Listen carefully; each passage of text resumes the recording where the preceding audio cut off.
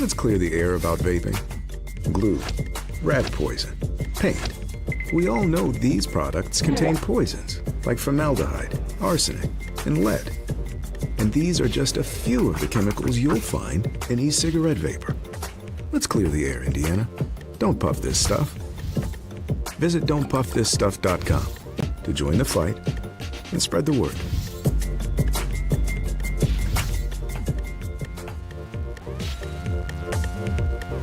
We encourage you to follow us on Twitter at IndianaSRN.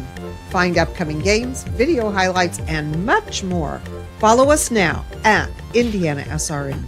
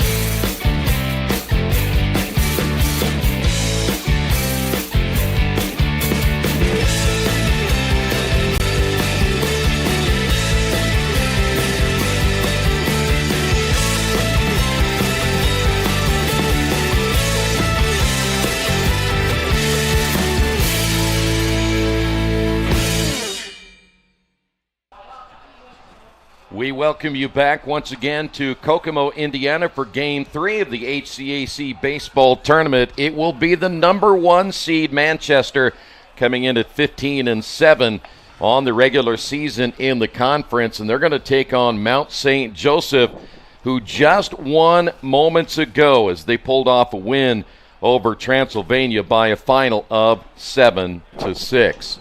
Today's game being brought to you in part by Hampton Inn and Suites, Reynolds Farm Equipment, the Morales Group, Boilermaker Local 374, Piper Logistics, the Heartland Collegiate Athletic Conference, and the IndianaSRN Sports Page.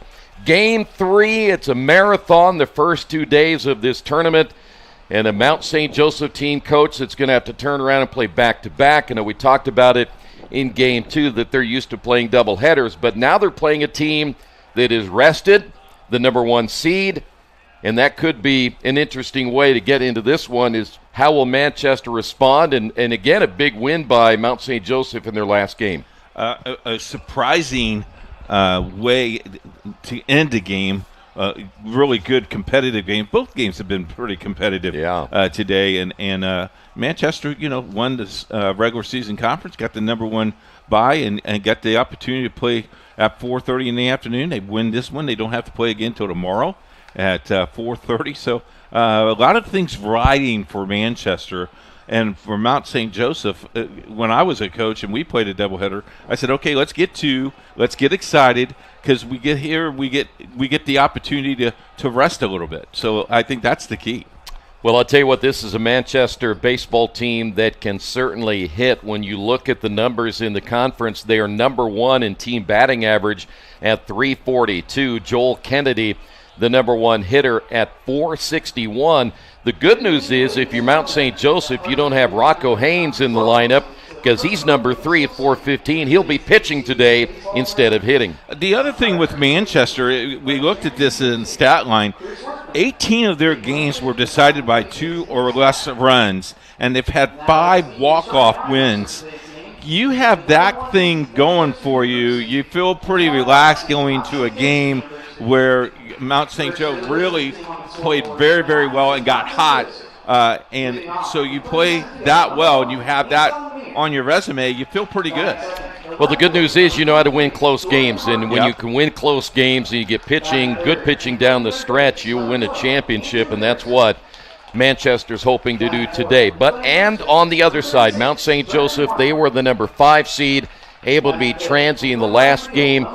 Wasn't always the best pitched game, but they got some key hits, and I'm pretty sure that the Lions don't mind being in this situation, a chance to play the number 1 seed. And some big-time outs at home plate to throw out at home plate. Could have tied the game, threw the guy out. You know, we asked the coaches this week who was the most improved team, and Manchester, Coach Rick said, well, Mount St. Joseph was the most improved team. You go to over the other side, you go, oh, well, of course it was Manchester. So, you know, little gamesmanship a little bit to see what's going on. I'm interested. The other thing that I'm interested, the weather has changed. The wind has changed a little bit, still a little windy, but it's blowing out instead of slightly a crosswind that we had earlier today. Well, I had 1 home run, though, today, and that was a line drive shot in Game 1. I had one at batting practice. Yeah, we didn't see that, though, so we can't really verify it yet. By the way, Zach DeSilva will go for Mount St. Joseph in Game 2. He'll be making his 9th appearance, his 3rd start. So far this season, 34 1/3 innings, 31 hits, 14 runs, 13 earned. Only 16 strikeouts and 7 walks, but he comes in at 3-1 with an ERA of 3.41. We also have to say hi to our buddy who's playing for Manchester this year. Was one of our grunt guys last year in the booth, and he's playing in this game today. Yes, he is. We'll talk about him here in a moment, but let me get to Rocco Haynes, who will be throwing today, as we mentioned, for Manchester. Rocco is having a great year on the mound. He's 2-3. This will be his 11th start on the year. 73 1/3 innings. That is a team best. He's given up 61 hits, 33 earned runs, and 44 runs overall, 75 strikeouts, and 40 walks. His ERA is at 4.05, and the opposing batting average against him this year is only .213. So that gives you an idea of how well Rocco Haynes has thrown this year. Manchester will be the home team. They're the number 1 seed here in our 3rd game of the day. Mount St. Joseph in the last game ended up winning that game by a final of 7-6. They had 7 runs, 8 hits, no errors. For Transylvania, 6 runs, 11 hits, and 2 errors on the day. It was Miller getting the win. Now 6-2 on the year. Caulfield got the save. That was his 4th.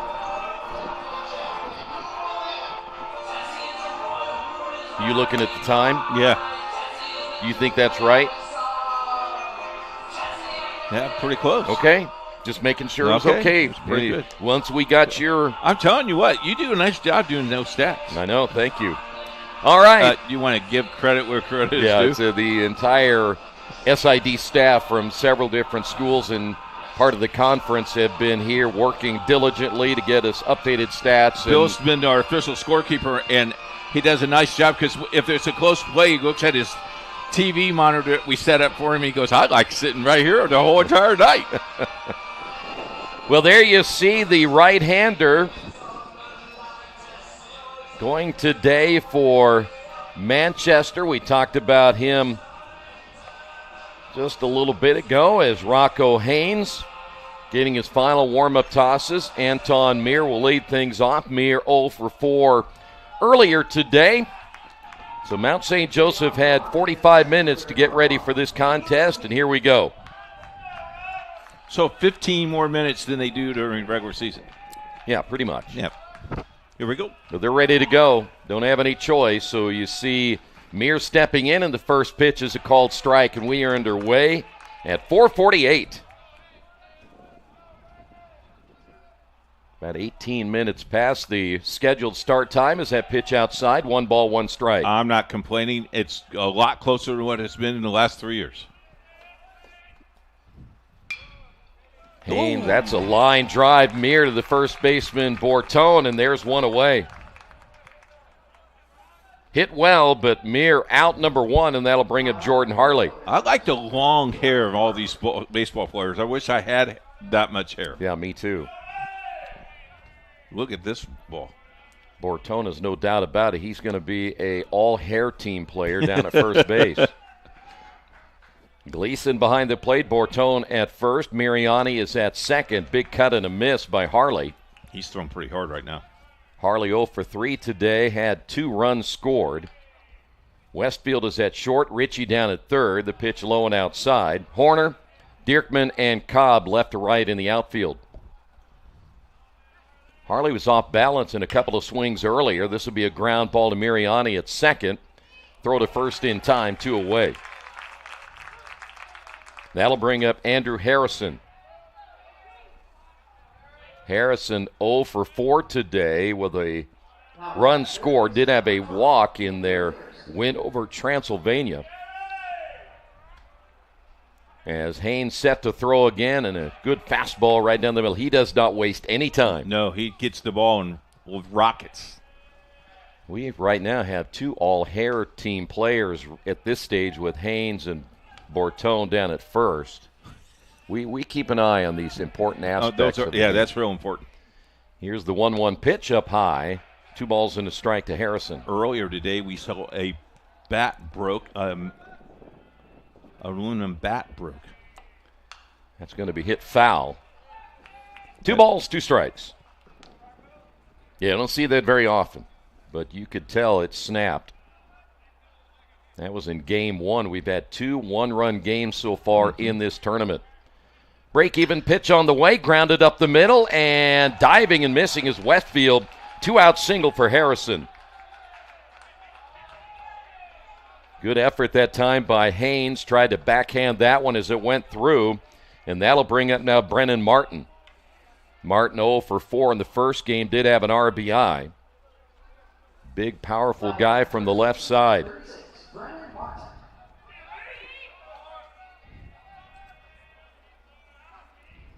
By the way, you can go to live scoring on either the Manchester website, the Mount St. Joseph website as well, if you want to follow along the live scoring as we go. The 0-1 pitch, hit foul. Good cut there by Martin. We'll have the Hampton Inn and Suites 7th inning trivia question. So far, hasn't gotten great reviews. Oh, because you guys can't guess the right answer. The critics are out today. The 0-2 pitch. Tap foul. Well, to let the fans know that we're going to be fair and balanced, as we always are, but to bring up the word Dodger when you're referring to Roger Staubach is not the same as an L.A. Dodger. And that was part of your trivia question that people were upset about. Just 2 guys that couldn't get the answer. Here's the 0-2 pitch, just outside, and a delayed steal. So Harrison surprised everybody and got the stolen base. And now the count at 1 ball, 2 strikes to Martin.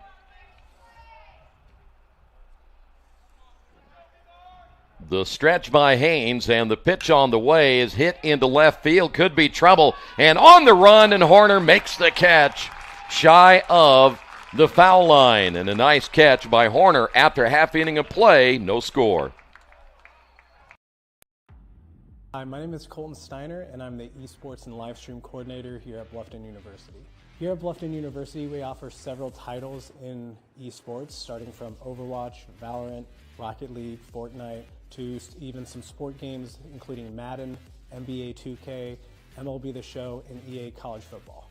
What makes esports here at Bluffton great is, number one, the community. So we're a smaller school in a small town, and honestly, that just feels, it creates such a tight-knit environment with gaming. So our esports center is a very spacious room, and we have 10 PCs in there that are equipped with 3070 GPUs, so those are gonna last for a very long time for the games that we play. And this place is just a great spot for people on our team to just come in, spend some time. We have a giant TV in here that we can put a laptop, hook a laptop in, and watch a sport game or watch a stream of another team that we're gonna play.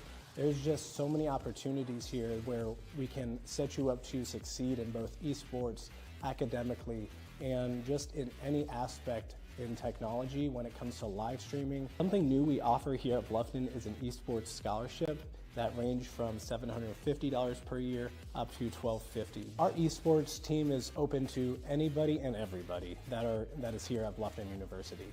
If you're a student. Back here in Kokomo, HCAC athletes lead by example on the field, in the classroom, and in their communities. We move to the bottom half of inning number 1. Gavin Gleason will lead things off here for the Spartans. Zach Da Silva making his 3rd start of the season, and his first pitch is outside for a ball. Da Silva 3-1 on the season with an ERA of 3.41. Opposing batting averages against him at .254, and the right-hander's next pitch is swung on and hit foul. Da Silva again just making his 3rd start, only his 9th appearance of the year, and in 34 innings, 31 hits. 14 runs, 13 earned, 16 strikeouts, and 7 walks. Fly ball, shallow left center field. Coming on will be the center fielder as Mir reaches up and makes the catch, 1 away. Almost looked like he lost the ball in his son and then picked it back up. Saw that a little bit earlier where even in Game 1 and Game 2, some players having a hard time picking up the baseball. Max Horner, 371 on the year, couple of home runs and 31 runs driven in. He's number 11 in the HCAC in hitting this year, and the pitch is outside for ball 1. Joel Kennedy is next. He is DHing in this contest. He's the top hitter in the league. Popped up, right field. Sanders is there as he comes toward the line, and 2 away. That'll bring up Joel Kennedy. His numbers are big this year. 461, 8 home runs, and 42 runs driven in. You need to pitch him inside. Yeah, don't let him extend those arms. So big bat from the right side as Kennedy steps to the plate with 2 away. Got that great number, too, 45. Whose number was that? Yours? Yep. Pitches outside 1-0. Frank Tarkenton. I thought I was going to see you're going to Fran Tarkenton. Yeah, Frank. Frank, the greatest football player of all time, according to Fran Coach. Tarkenton, that's right.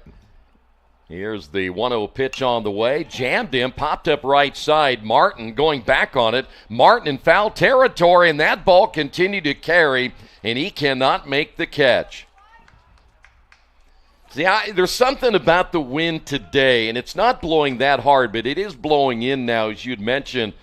But the thing is, it's swirling around the ballpark, and a lot of players have had a difficult time just finding it and being able to make the catch. I had problems catching the ball like that. You have a problem if we just tossed it to you. Man.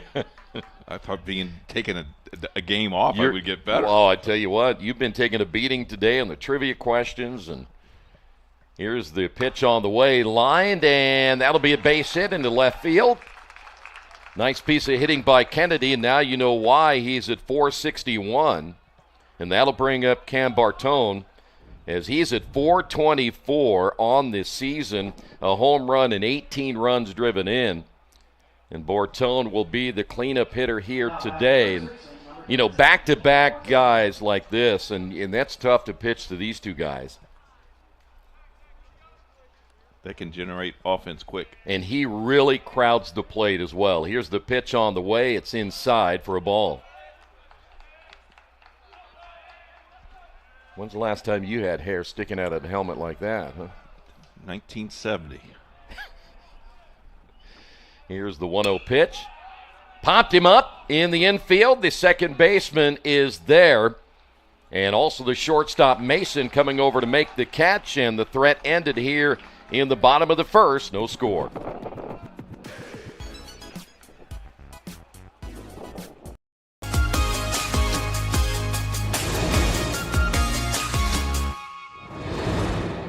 Sami is a double major in theater arts and business from Danville, Indiana. First-generation students like Sami are benefiting from the LIFT program. LIFT students are paired with mentors who help them develop the kind of research and writing skills that are essential to becoming successful. These students also have access to fully funded travel experiences. Give us all the details, Sami. Take it away.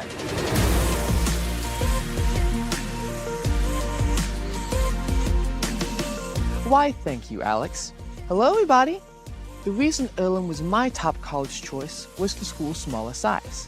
Since the school was smaller, I thought that I'd become closer with the faculty and staff at Earlham, and I was right. My sister also goes here, which is a plus. Coming to Earlham, though, I was worried because I am a first-generation college student. I thought that I'd have to figure out this new world on my own. But thankfully, I was wrong. The LIFT program at Earlham has helped students like me get a head start at college. They gave me advice on paper writing, gave me resources to work on schoolwork, and I was even lucky enough to go on the Hadrian's Wall trip. I was able to go to the UK and experience a different culture other than my own, for free. This was a great experience for me because I didn't think I would be able to travel outside. Driven by passion, powered by purpose, HCAC athletes set the standard. As we move to the second, it's Sanders, Mason, and Moore due up for Mount St. Joseph. Each pitcher giving up a base hit in the first inning as Haynes set to throw, and the fastball is high and inside, 1-0.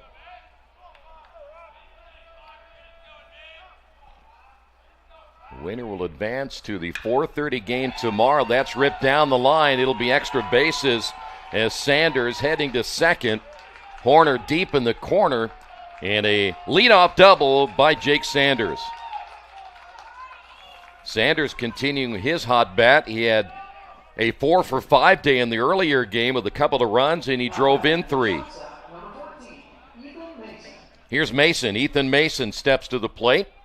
Mason 1-for-5 earlier today, and their win over Transylvania had an RBI. So good start here for the Lions in inning number 2. Bortone will come in close at first as you see Haynes turning and bluffing the runner back. One more game later tonight. Rose-Hulman will take on Anderson after Rose picked up a 3-2 win earlier today. The bunt laid down, and coming off the mound is Haynes. He's got a great arm and a good sacrifice by Mason to get the runner to third. Playing small ball. I like it. I like it a lot. Of course, Let's squeeze now, Coach. I was going to say, here's the squeeze play. That's right. Here's Sean Moore, the DH. Moore 1-for-2 with an RBI in game 1. But now Sanders down at third. Chance here for the Lions to take the early lead. And quickly Moore down at 0-1. Good fastball in there for a strike. One thing we like about Haynes, we said this a little bit ago, is he will get the ball and throw. This is a popper to the second baseman. The play at the plate, and they'll get the runner Sanders. That ball took a high hop off that turf. Mariani made a strike to home plate for 2 away.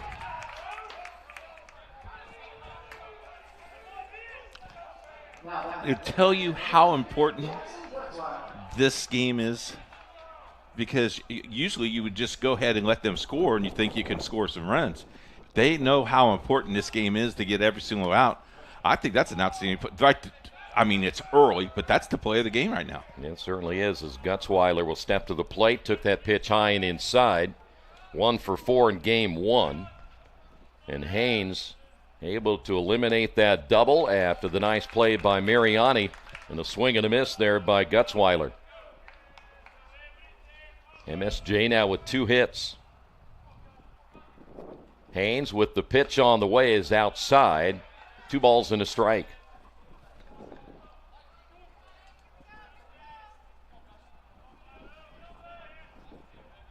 Two away as we play here in the second. Hit foul. You know, there were no baseballs on the rooftop. I checked that out today. None. I know. They're all leaving the ballpark. No. Were you going and getting them? They were in my pockets. Just kidding. I can't see you crawling over the rail. I couldn't crawl over the rail. Break-even pitch is a fastball up high. Man, I have a hard time climbing the steps, let alone climbing over a rail. That's why we have an elevator for you. I love that. 3 balls, 2 strikes. Gutzweiler back in, the pitch on the way, and he struck him out. Some high heat on that one, and that'll be out number 3 as Mount St. Joe leaves a man on, still no score.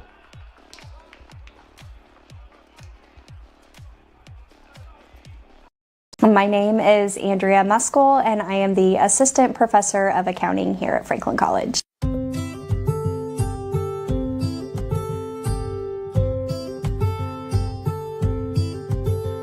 So I teach principles of accounting, intermediate accounting courses, as well as managerial cost accounting. I also have a course that I teach that's called data management and analysis, which has students delve into their Excel skills as well as their data visualization skills using Tableau. I actually decided to come to Franklin College twice. The first time I decided was when I was 19 years old and decided to come here for my education. I was drawn to Franklin College at that time because of the small class sizes, the small environment, and just honestly just the campus, the feel of the campus. Fast forward a decade and a year later, and I am back as a professor. The most meaningful aspect to me as a professor is witnessing the growth of my students, whether that is them figuring out a complex concept or discovering a passion that they didn't know existed. It's just really impactful to see my teaching inspire. Back here in Kokomo, Westfield, Mariani and Ritchie all due up for Manchester here in the bottom of the second. In between pitches, we'll see the throw out at home plate. All right, we'll see if he was safe or out. Well, he was out. The umpire called him out. Westfield 273 on the year, 4 home runs and 22 RBI, and he'll take that pitch high and outside. Here we go. Oh, super slow-mo. Oh, he was safe. Well, that's why you play some at home and some on the road. Breaking ball in there for a strike. It's a neutral field. However you want to look at it. I owe Jerry Collins an apology. Yes, you do. Yeah, you were pretty adamant about that. I was. Well, I got to stick it when the boys went in the blue. There's a swing and a miss. Here we go again. Now he's super slow mode. Yeah, I'd call him out. I know you would. You know why? Because he dropped his gloves. Can't drop your gloves sliding in home plate. The 1-2 pitch. Ooh, that was awful close. What do you mean you can't drop your gloves? No, that's the rule. You can't drop your glove. And you didn't have an oven mitt on sliding in home plate. Is that a Keith Myers rule? Yeah. Okay. 2 balls and 2 strikes now to Westfield. Break-even pitch outside, 3-2. Well, you know I play with my grandkids in the backyard. And you cheat. Grandpa's rules, yeah. Yeah. They'll come home and tell Grandma, hey, is it really true that you can? And that one got him looking. Westfield strikes out. First strikeout of the day for De Silva, and they'll bring up Mariani. Debbie always gives me a hard time. You're going to hurt those kids' feelings. I don't care. They're my kids. Poor kids. Yeah. Oh, yeah. Ian Mariani steps to the plate, 319, a home run, 16 runs driven in. I love my family. But you don't mind cheating on him there. We got to win once in a while. There's a strike. Well, and if you let him win, then what good does that? No, you never let teach him. No. My mom taught me that long ago. Mariani back in, and he'll take that pitch for a strike. My mom's quickly down at 0-2. My mom's probably up in heaven going, no. Nope. Replay. At the rubbing board. Yeah. The stretch by De Silva. The pitch on the way is outside. That's a pretty good waste pitch there at 0-2. That was just a little outside. Wind has died down quite a bit now, hasn't it? Mm-hmm. I think Chuck turned off his fan in his room. I think so. 1-2 pitch. Jammed him, popped up right side and foul. You got it. There wasn't one fan that went after that ball. Lady in the pink sweater picked it up and handed it to the player. No, she didn't. Oh. She didn't even go get it. She didn't get it, did she?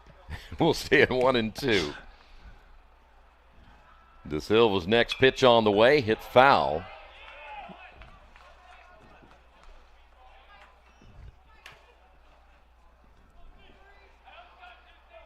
This is the number 6 hitter in the lineup now for Manchester. The 1-2 pitch on the way is up high. 2 balls, 2 strikes.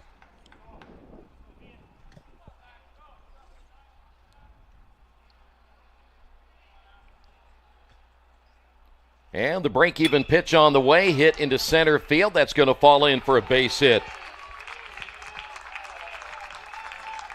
Mariani, nice piece of hitting right there, as that'll bring up Owen Ritchie, a 148 hitter on the season.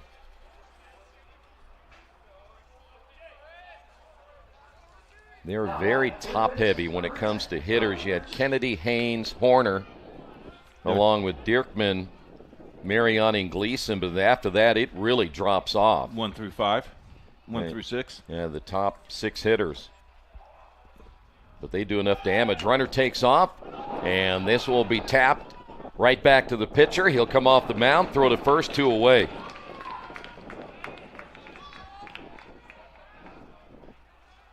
I think right there, Ritchie was doing everything he could to protect the runner, as Mariani got a pretty good jump down at first base. Here's Mitchell Cobb.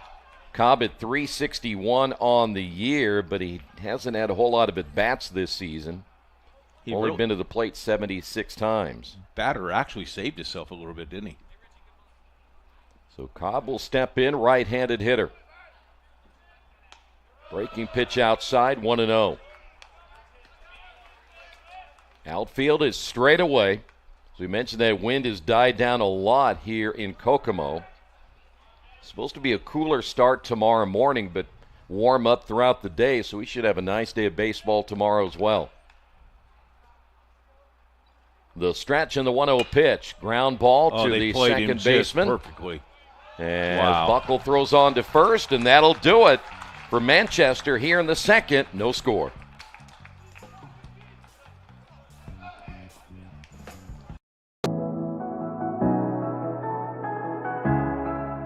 A hybrid program has a dual format that includes both an in-person classroom requirement and a virtual or online. Most OT programs have not yet moved to a hybrid format of learning, but you will be seeing more over time. Progressive educators have learned to understand that it is actually a better learning methodology to ingest knowledge and study in place or where you are at any given time. The beauty of a recorded lecture is that if you do not grasp a concept the first time, you can rewind and re-listen to it. The most obvious benefit of an accelerated program is that students will complete the program in 24 months. Other programs could take up to 4 years. The accelerated nature of the program reduces tuition costs and allows students to begin practice sooner than students who attend programs using traditional educational models. Hanover's OTD curriculum is 2 years in length and is composed of 6 semesters. Semesters 1 through 3 are divided in what we call mini-mesters, in which you will take 4 courses at a time that last 8 weeks. Semesters 4 through 6 are the length of a regular semester.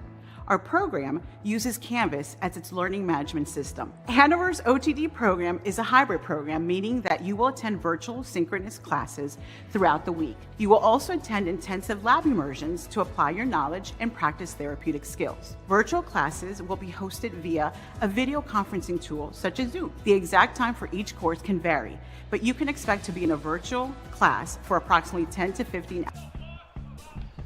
From game day glory to graduation goals, HCAC student athletes do it all. As we head to the third, it'll be Buckle, Meir, and Harley all due up. This will be lined into right field. A base hit, leadoff single there for Buckle.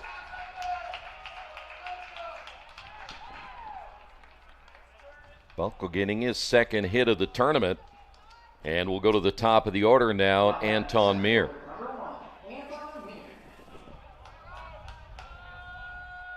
Third hit of the day now for the Lions.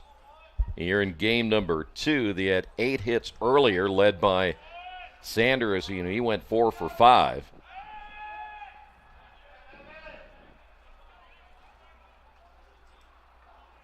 Mount St. Joseph as a team this year, not a ton of stolen bases, but 83 of 98 on the season, which is a pretty good average. Runner takes off. That one will jam Meir, and that one off the leg as well.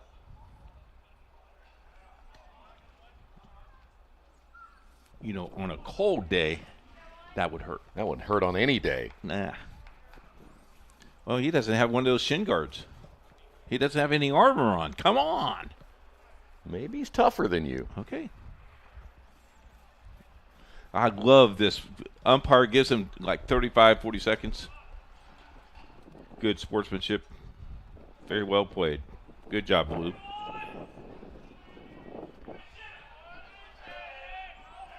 So no balls and 1 strike. Mir, the leadoff hitter, 0 for 1 in game number 2 today for the Lions. The fastball is high and inside as Haynes has a lot of pop on his fastball.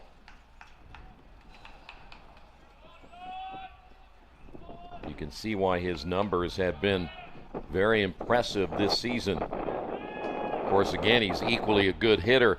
It's always tough that you take a hitter like Haynes out of your lineup, and so you got to find somebody else to make up for that high batting average, but you've got him as a great pitcher too. Again, a throw to first.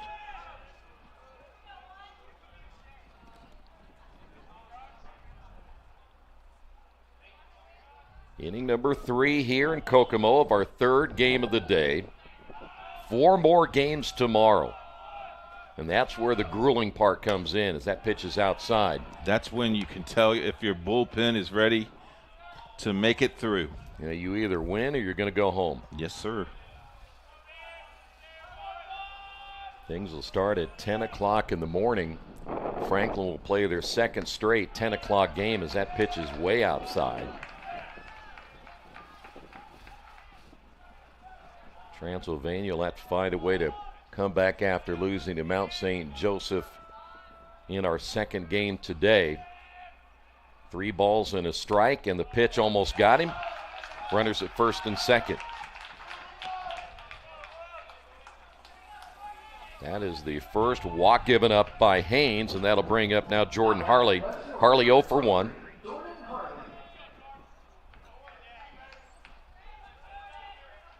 Plenty of sunshine here in Kokomo. We had the earlier game.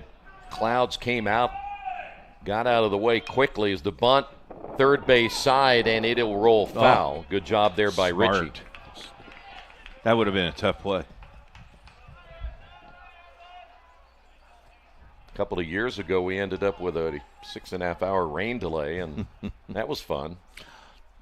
Good news this year, we don't have one of those. It was fun for you because you got to go back to the hotel. No, I stayed here. I was right back there.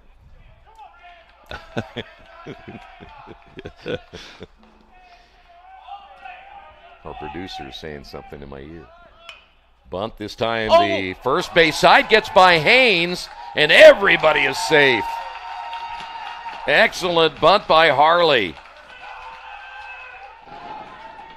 He's going to get credit for an infield single. Yeah, I think that's right. Haynes kind of where that ball was located, he was in no man's land. Look at this. And then there was really nothing that Bortone could do down at first base either. Well, if you throw it first base, you probably get a run at home plate. Here's Harrison. Chance here for the Lions to get on the board in the 3rd. Haynes sent to throw, and the pitch is a called strike. Harrison singled in the 1st inning, also has a stolen base. Still no outs here in the 3rd inning, as that's a big cut and a miss. I think he was going to about 348 right there. All he wants to do right now is make contact. Yep. Just get a base hit if you can. The 0-2 pitch popped him up, and it'll go foul. He knew he was just underneath that one. Mount St. Joseph, the number 5 seed in the tournament. As we talked about in the last game, really can't look at any of these games as being an upset. There's a line drive base hit left field.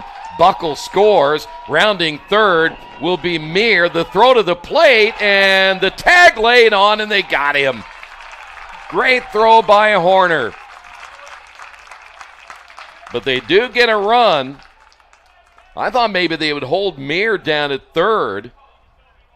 and still have the bases loaded, but they gambled and lost at home, but it is a 1-0 game. Take another look at it. Good job there by Gleason to hold on. So one away, and here is Martin. And the pitch a little bit outside. That one run looks big right now, though. Still too early, Coach. Okay. I still think I'd like to have the bases loaded and no outs. And held him at third. Back up the middle, that'll be a base hit, and that's why. Harley rounding third, he will score. And now runners at first and second, and Martin drives in a run. It's 2-0.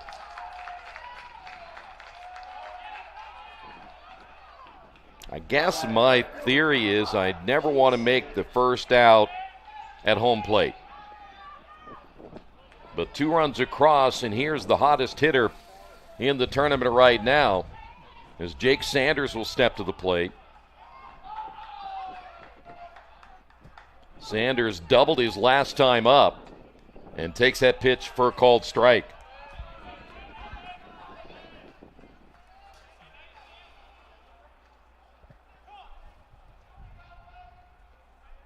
Haynes giving up now 6 hits here in the first 3 innings. Ground ball, third baseman Ritchie. He'll step on the base, and he cannot make the throw to first, but he got the lead runner. So 2 away. And that'll bring up Mason, and that's a big at bat right there for Sanders. Yep, big out. To keep him from getting the baseball out of the infield, because that's all he has done today is get base hits. As Mason steps to the plate, Mason a sacrifice in the second inning. Still runners at first and second. Fly ball into center field. Dierkman is there. He will make the catch, and that'll do it for this half inning. But Mount St. Joseph puts 2 runs on the board. They lead it 2-0.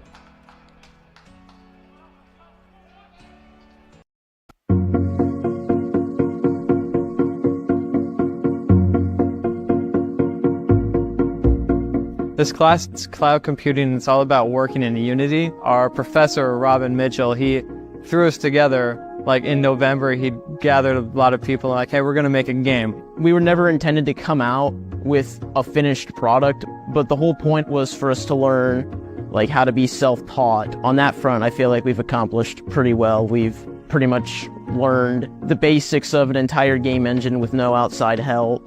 You have a lot of experience now in Unity, which Robin said that's really what matters. He just wanted us to like really work hard, work together, and learn how to communicate on the steps on how to make a Unity video game, how to progress through different areas, how to teach ourselves as well as teach others and work with them. He divided us into 3 teams. There was a creative team, a development team, and a quality team. And I'm on the development team. Our whole job was just to write the code for the game.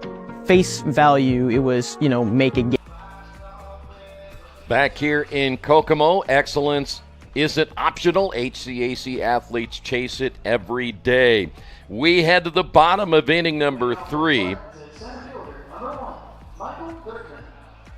Dierkman will lead things off, followed by Gleason and Horner. Dierkman, his first plate appearance against De Silva, and the pitch is on the way and low and outside. Earlier today, Franklin Rose-Hulman played at 10 o'clock this morning. Rose won that one 3-2. Game 2, Mount St. Joseph winning over Transylvania 7-6. Fly ball shallow right. Sanders on the run. Second baseman coming over, and Buckle makes the catch right in front of Sanders. Great play by Buckle at second base. He had to cover a lot of territory to get to that baseball. So far, that's the defensive play of the game. Take a look at it, and he was in a dead sprint right in front of the diving Sanders to make the catch. And now the top of the order, and Gleason. Gleason 0 for 1 today. And he'll take that pitch in there for a strike.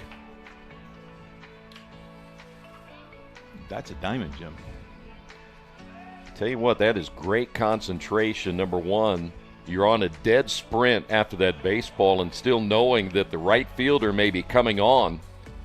And that was a near collision, but a great job by Buckle to make the catch for out number 1.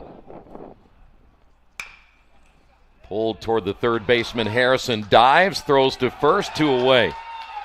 2 nice defensive plays here for the Lions. And that'll bring up Max Horner.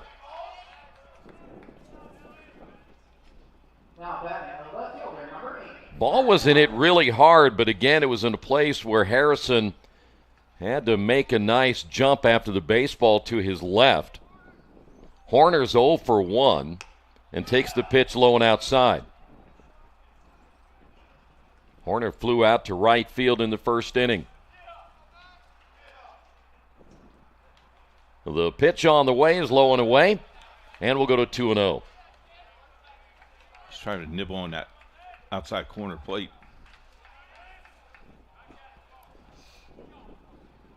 The 2-0 pitch is up high, 3-0.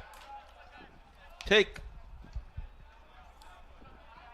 You know, Rose-Hulman played at 10, and then they, I'm sure, go back to their hotel and rest. So they'll have plenty of rest for Anderson. In our last game of the day, there's a strike. Did you get too much rest, though? You know, for old people like us, there's never such a thing as too much rest. But young guys, here's a shot into right center field. Coming over is Meir to make the catch, and that'll do it for Manchester in the bottom half of the third. 2-0, Mount St. Joseph.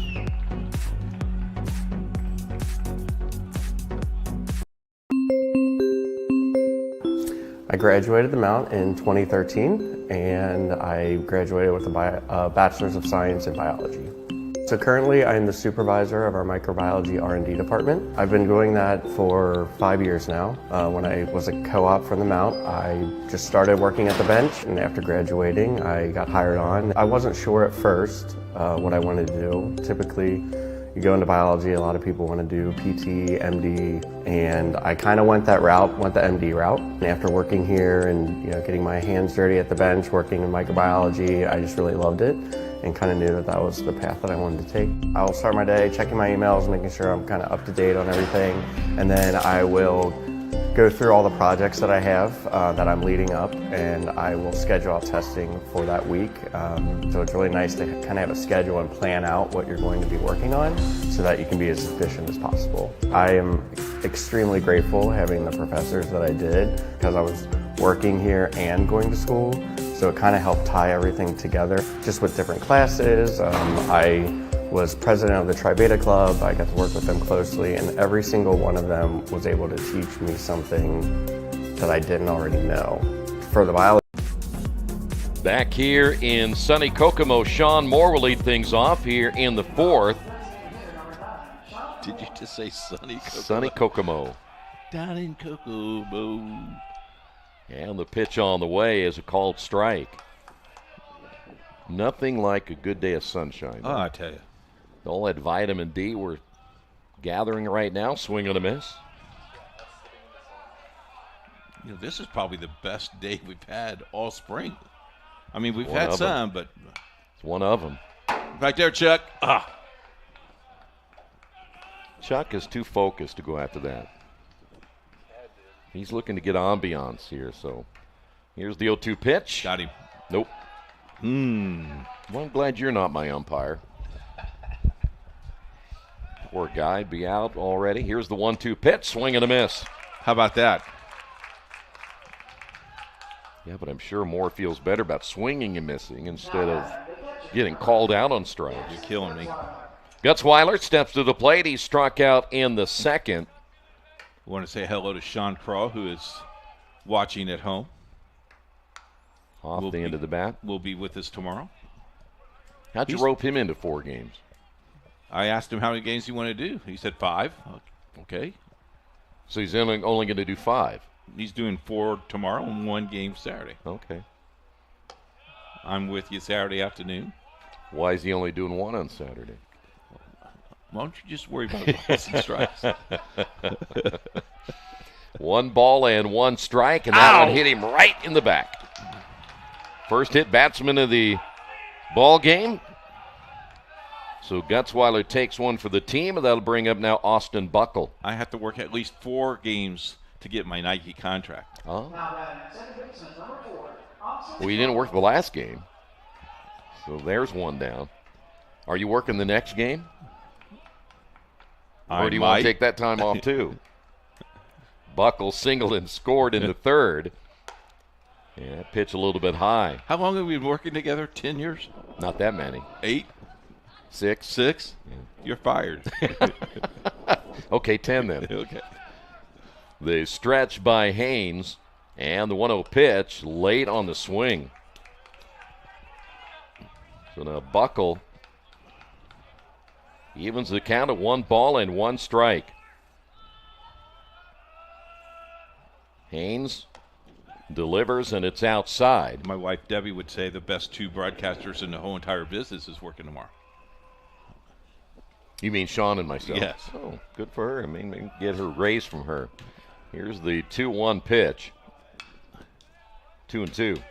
I mean, I got to go to the right people, apparently. I'm not getting anywhere with you. So let's. Well, I'm your player agent. When the owner says, does he deserve it? Let's wait and see. It's questionable. 2 balls and 2 strikes, and that's a check swing foul. You may remember it was Buckle who made that great play in the last half inning, diving and able to make the catch. That our defensive player of the game so far. He's the number 9 hitter for Mount St. Joseph. Foul tipped and held on by Gleason. So Buckle strikes out. 2 away, and we'll move to the top of the order now on Anton Meir. Anton walked in the third. He was thrown out trying to score as Horner threw a strike to the plate. Gleason laid on the tag, and the pitch is inside. That was a play. I'll admit I thought they should have held him at third. Do I have to reiterate that again? You say that now that the play is over. No, I said that then they shouldn't have sent him. I'd had the bases loaded still. Pitch is low, 2-0. With people not seeing your scorebook, and I do, what does all the yellow dots stand for? Those are the runs. Okay, good. How do you know the yellow? I thought you were colorblind. I'm guessing. Here's the 1-2 pitch, hit foul. I could remember during basketball, I'm colorblind. I can't see it. I know it's a lighter color. How did you know it was yellow? How do you know it wasn't orange? Move on. Orange is dark. I don't like. What if it's light orange? 1 ball, 2 strikes. Maybe, I should say 2 balls and 1 strike. Maybe, Sean, you should come up early. There's another foul, and we'll go to 2-2.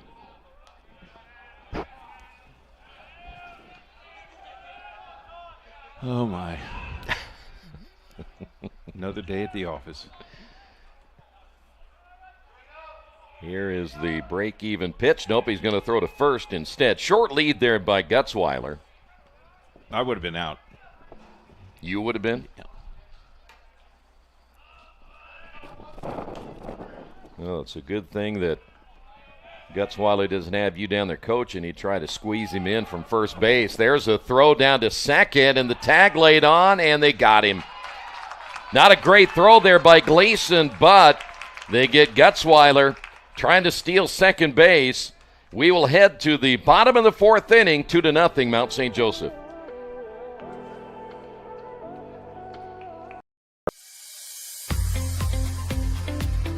My name is Nakul Mittal. I'm a freshman CS major from Gurgaon, India. One of the main things I was worried about was my family and friends are like on the other side of the world. I think I was worried about not fitting in the most. My name is Hugo Steudler. I am an Australian and German person, and my major is chemical engineering. I found out that there's a lot of support around and everybody's willing to help, and they're very understanding of my situations. Hi, my name is Hyujin Song, and I'm a sophomore with chemistry and math major, and I'm from Seoul, South Korea. The fact that Rose offers so many resources like the counseling centers, the Center of Global Engagement, and all these like kind of places which like help reassure you that being over here might be something that might sound scary, but it's okay, and they make you feel like you actually belong here and that you'll fit in over here well.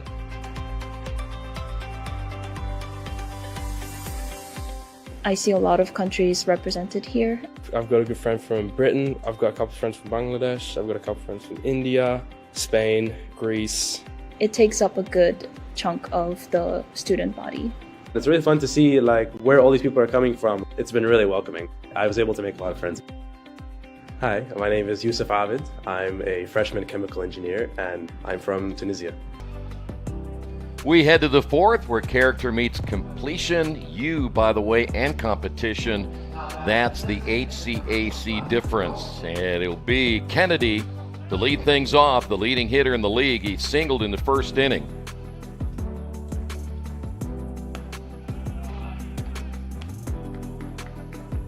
See, that was not a great throw, but a good job there by the shortstop to able to scoop that one up and lay on the tag to get the runner out. This one lifted into left field. Harley will reach up and make the catch. Nice. One away.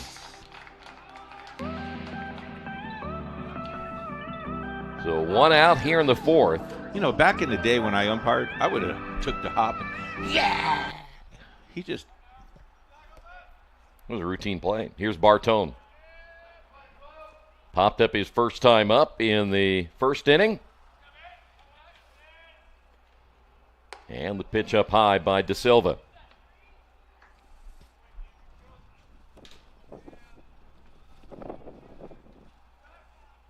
So far, just 2 hits by the best hitting team in the league.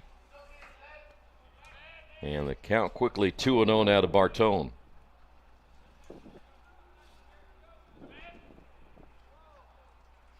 Breaking pitch called strike. De Silva getting in a little rhythm here. He's getting the sign and throwing, not waiting a whole lot of time to throw the next pitch. The 2-1 ripped foul. Bartone had a really good look at that pitch.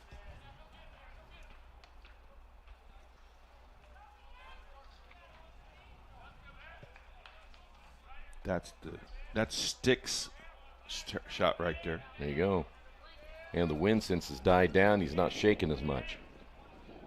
The 2-2 pitch on the way took something off that one, and Bartone kind of turned like he was going to take that one on the shoulder.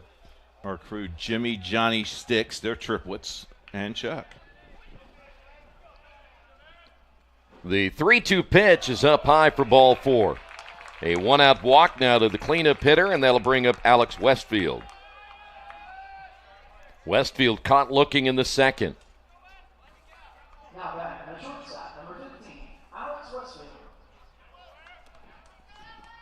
Westfield came in at 273 with 4 home runs and 22 runs driven in.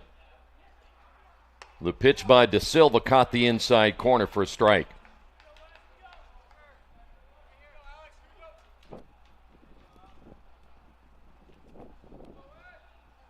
Winner of this game will move on to the semifinals tomorrow at 4:30. Took something off that one. Championship game will be at 4:30 on Saturday, and then if we go, if necessary, Sunday at noon. The 0-2 pitch on the way, reaching out and grounding to Buckle. He'll get the force of Mason, the throw to first, and he is safe. Good stretch there by Martin, but Westfield down the line, and he'll reach on the fielder's choice. So 2 away, and that'll bring up Mariani, who singled in the second inning. Ooh. What is your judgment on that one? That was a bang-bang. I like to see it one more time, to be honest. And you will. There's a swing and a miss by Mariani. You're getting the super slow-mo on this one.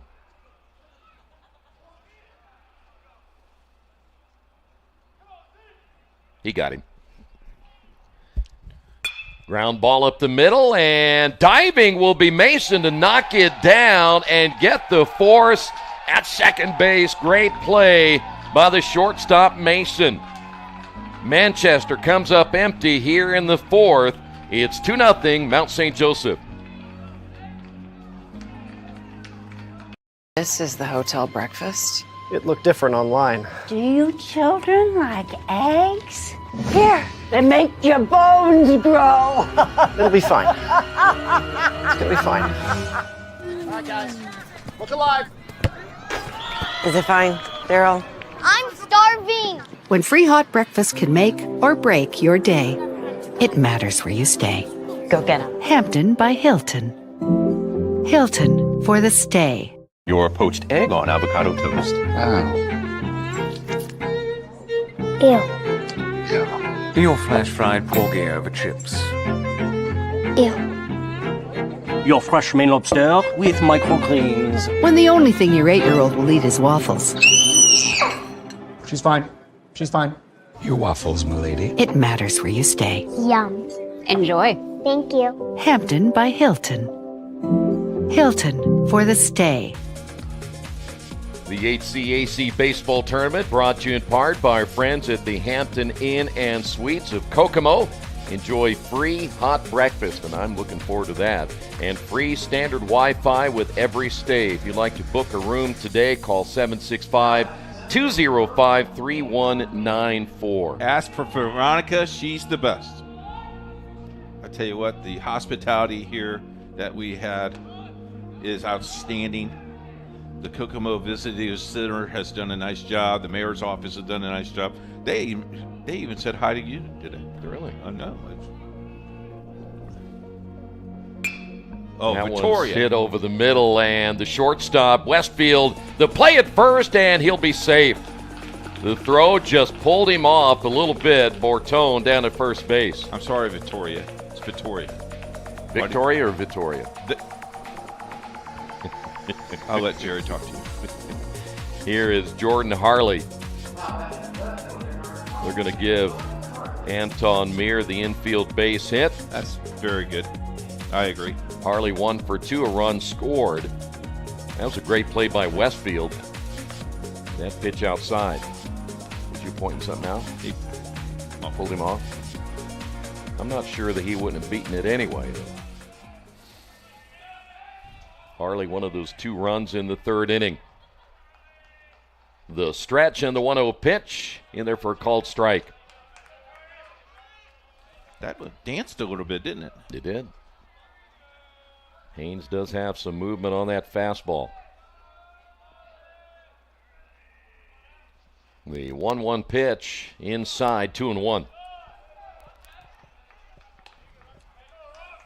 7 hits on the board today in Game 2 for Mount St. Joseph. They had 8 in Game 1.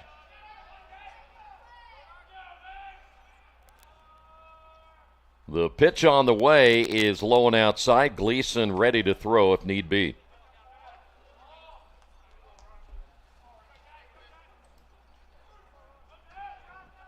Anton 30, 2 stolen bases coming into the tournament. Not a real big lead there. He and Jordan Harley, the 2 best base stealers for Mount St. Joseph at 32 and 24 respectively. The pitch on the way, and it's a called strike. So we'll go to 3-2. Still no outs here in the 5th inning.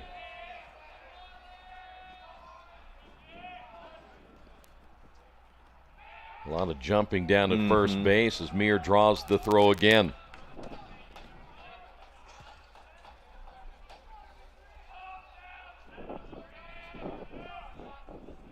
The pitch on the way, and that one just fouled away by Harley.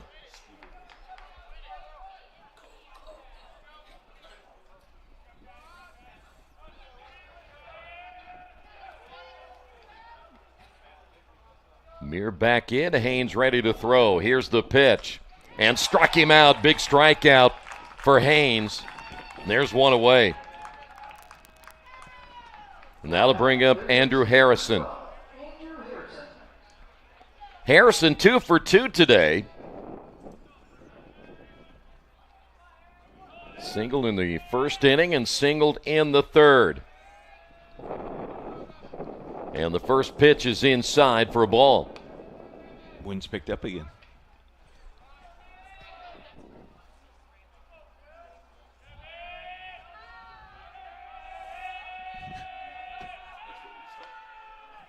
Throw to first base.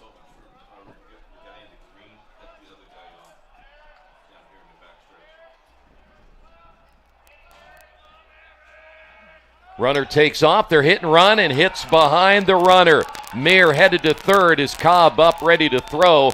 And a good piece of hitting by Andrew Harrison. He's 3 for 3.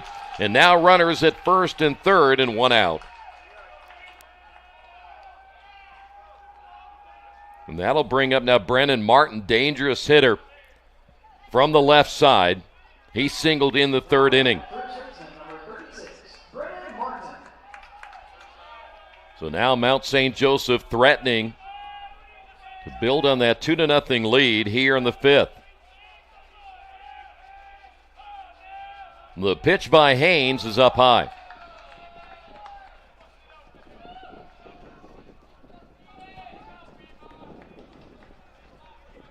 Two straight games where Mount St. Joseph has had a hitter, 3 or 4 hits. And they have now picked up 8 hits in this contest. Equal their hit total today. Yep. Nobody warming up yet for Manchester as that pitch is inside. Looks like he's just pointing. Got to bend it back a little bit. He has fallen behind at 3-0. And a strike. And right there, Martin taking all the way. Chance to drive in the third run of the game with Mir down at third base. The 3-1 pitch is inside for ball 4. Bases are loaded.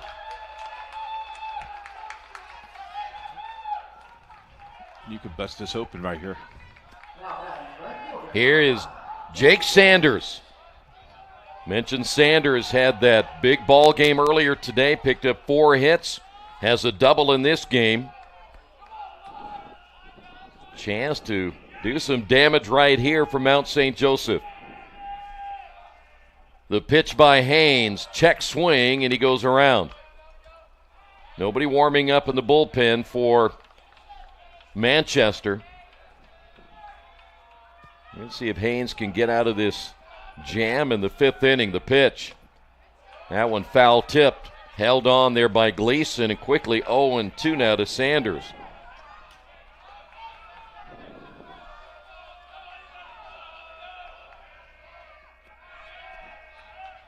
The 0-2 pitch on the way and got him swinging. That's a big strikeout there for Haynes. Off-speed pitch that time had Sanders out in front, and that'll bring up Ethan Mason. Mason 0 for 1. Third strikeout of the day. This would be huge for Haynes to get out of this half inning. Breaking pitch caught the inside corner.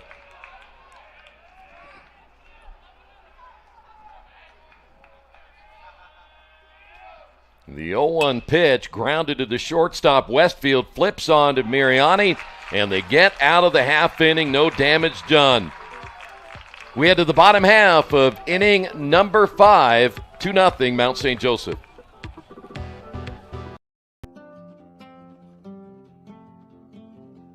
A typical day for me on campus is in the morning I usually have classes up until noon. Then I'll usually go to lunch and hopefully grab some friends and eat lunch with them. Go to the library, get some homework done, and then by that time it's usually like 4 or 5, and then I have a lot of different extracurricular club organizations that I meet with and have my weekly meetings. My favorite class I've taken has probably been ceramics, which I am taking right now. And the reason why I say that is because I've never taken a class where it's all hands-on work. And ceramics has really opened this world of creativity that I never thought that I would find. So my favorite place to study on campus would be the Fishbowl, to be exact, in the library. There is a whiteboard, there's a lot of space on the table, so I'm able to really spread my work out. But again, it's also on the collaborative side, so people are able to walk by, and if I see someone I know, I always wave them in so I can talk to them and say hi. As I came onto campus, there wasn't an Asian Student Alliance Club. Back here in Kokomo, in the HCAC Teamwork Fields champions in every sport. Owen Ritchie leads things off, followed by Mitchell Cobb, and then Michael Dirkman as we go 7, 8, and 9 here in the bottom half of the 5th inning. And De Silva opens up with a strike. Ritchie 0 for 1. He grounded out in the 2nd inning. Ripped foul. And he's quickly behind at 0-2. 2 runs, 8 hits, no errors on the board for Mount St. Joseph. 0-2-0 now for Manchester.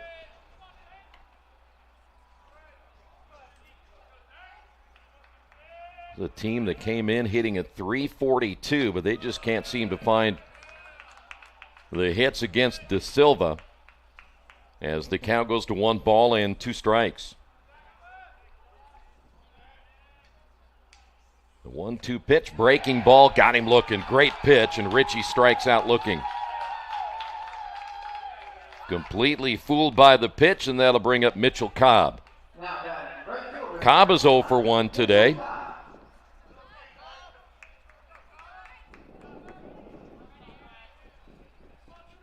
Cobb grounded out to the second baseman Buckle in inning number 2. This is going to be lined into right field. This could be trouble, and it gets by Sanders all the way into the corner. Cobb rounding second, heading to third. Here's the throw, and a triple by Mitchell Cobb here in the 5th inning. Our first triple of the day. That could be sparking Manchester a little bit. Well, not a whole lot that Sanders can do. That ball was hit well. Did this get caught in the corner there? It went right to the corner, didn't it? It did. That'll bring up Dirkman 0 for 1. He flew out in the 3rd inning, but a chance here for Manchester to get on the board, and that pitch is low and outside. That is their first hit since way back in the second inning when Mariani got a single. And only the 3rd hit of the day. Fastball called strike.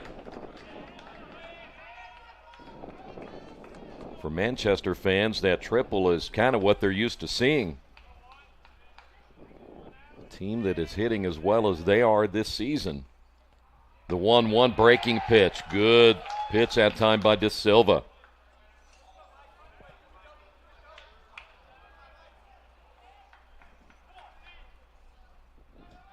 Dirkman has 27 runs driven in on the year. And reaches for that one. Gutzweiler will throw to first. It'll be a strikeout throwout and 2 away. And back to the top of the order now, and Gavin Gleason, who's 0 for 2. Boy, that'd be tough to leave Cobb down at 3rd.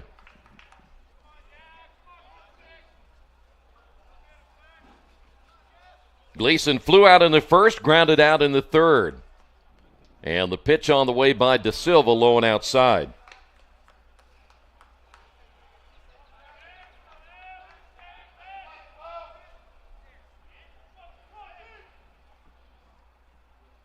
Breaking pitch called strike. Nice pitch that time by De Silva. Softball scores today down at Transylvania. Franklin wins the first game 4-0 over Manchester. Rose-Hulman beat Earlham 6-2. Transylvania. This is lined into right field, base hit. So Gleason drives in the first run of the ball game for Manchester. It's now 2-1. Transylvania beat Franklin 2-1. And Rose-Hulman and Mount St. Joseph will be playing at 5:30 Central Time, so they are now in that ball game. Here, that's a big hit by Gleason. His 31st RBI of the season, and now it's Max Horner. Check swing. They'll appeal, and he did not go around. That's a big run for Manchester That is right now. a huge run. Feel like maybe they have a little bit of life now here in the bottom half of the 5th inning. De Silva's next pitch on the way is a little bit high. Horner 0 for 2. He flew out in the first, lined out in the third.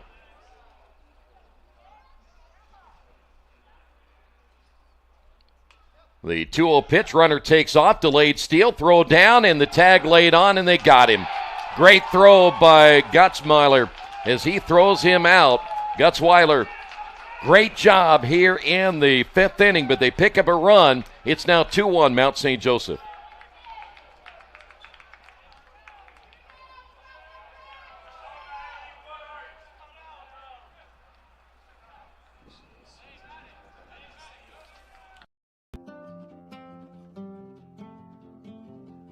A typical day for me on campus is in the morning, I usually have classes up until noon. Then I'll usually go to lunch and hopefully grab some friends and eat lunch with them. Go to the library, get some homework done, and then by that time it's usually like 4 or 5, and then I have a lot of different extracurricular club organizations that I meet with and have my weekly meetings. My favorite class I've taken has probably been ceramics, which I'm taking right now. And the reason why I say that is because I've never taken a class where it's all hands-on work. And ceramics has really opened this world of creativity that I never thought that I would find. So my favorite place to study on campus would be the fishbowl, to be exact, in the library. There is a whiteboard, there's a lot of space on the table, so I'm able to really spread my work out. But again, it's also on the collaborative side, so people are able to walk by, and if I see someone I know, I always wave them in so I can talk to them and say hi. As I came onto campus, there wasn't an Asian Student Alliance Club, and I was approached by 2 of my fellow peers, and they were interested in starting it back up. I was like, this is a great thing. I really want to be a part of this since my ethnicity is a big role in my life and something that I deeply care about. So finding friends really brought that sense of community that I felt welcomed, I felt cared for, I felt valued. Past summer, I did an internship at the Nest. The Nest is a nonprofit organization here in Lexington. We don't tell people what's going on behind the scenes. No, you don't want to know anything about it. Sean Moore will lead things off here in the 6th inning. A 2-1 ball game, our 3rd straight 1-run game so far as that pitch is inside 1-0. Well, everybody told me how close this conference tournament is going to be. Yep. Wouldn't be a surprise whoever the 6 teams would win this thing. There's a strike. Moore, a fielder's choice in the 2nd, a strikeout in the 4th. Haynes back in for another inning of work after getting out of trouble in the 5th inning. And he misses low, 2-1. Mount St. Joe had the bases loaded in the 5th, unable to score. And that one will miss the strike zone. We'll go to 3-1.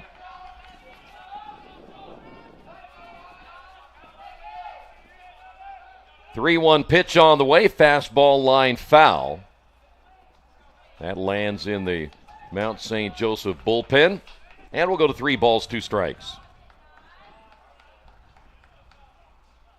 Payoff pitch. Outside corner, strike 3. Nice pitch by Haynes. There's one away. Got rid of their designated hitter, didn't they? Yeah. Gutzweiler steps to the plate.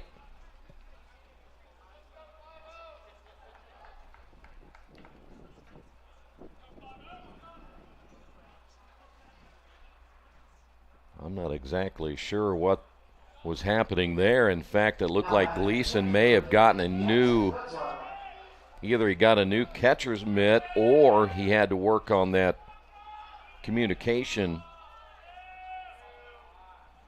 system that they have. This has popped up. Gleason will watch this one land rooftop here.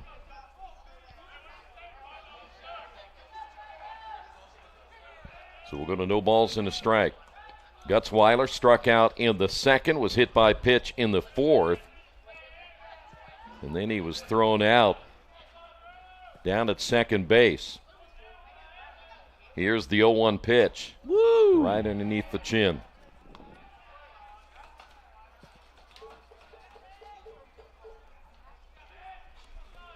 The 1-1 pitch, swing and a miss.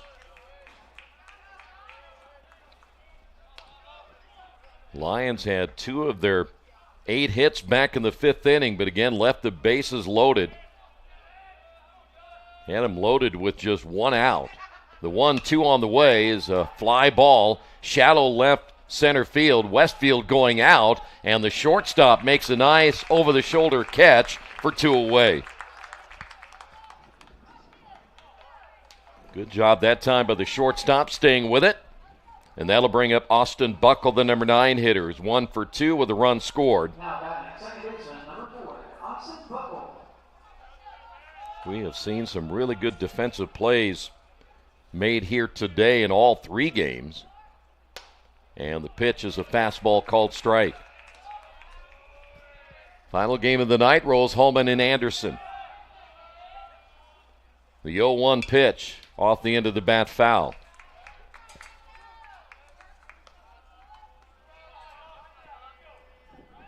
By the way, the after-game party is in Keith's room tonight. No. Here's the 0-2. Blowing inside. You're not doing what you said you were going to do? The big party? You mean the pizza party? Yeah. We moved it up to the 3rd floor. Oh, my. Pitch is up high. 2-2. Yeah, I think it's in room 312. Here's the break-even pitch, and did he go around? And they will appeal. He did not. We have not seen an appeal one yet.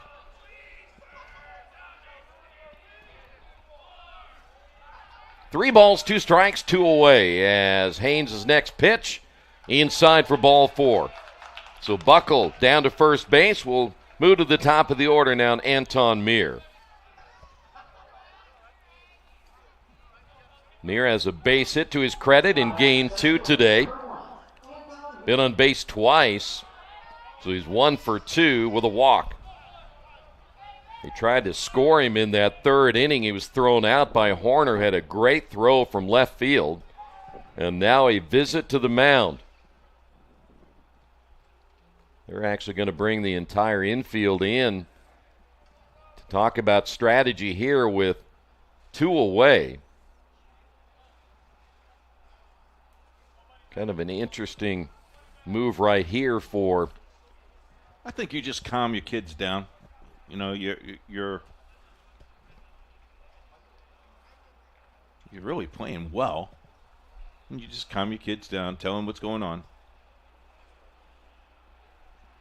So after the short meeting, back to the top of the order here is Meir, ready to hit. Well, they could really use that insurance run as we play here in the top of inning number 6, game 3 of the day. Haynes ready to go to work, and the first pitch on the way is inside with a fastball.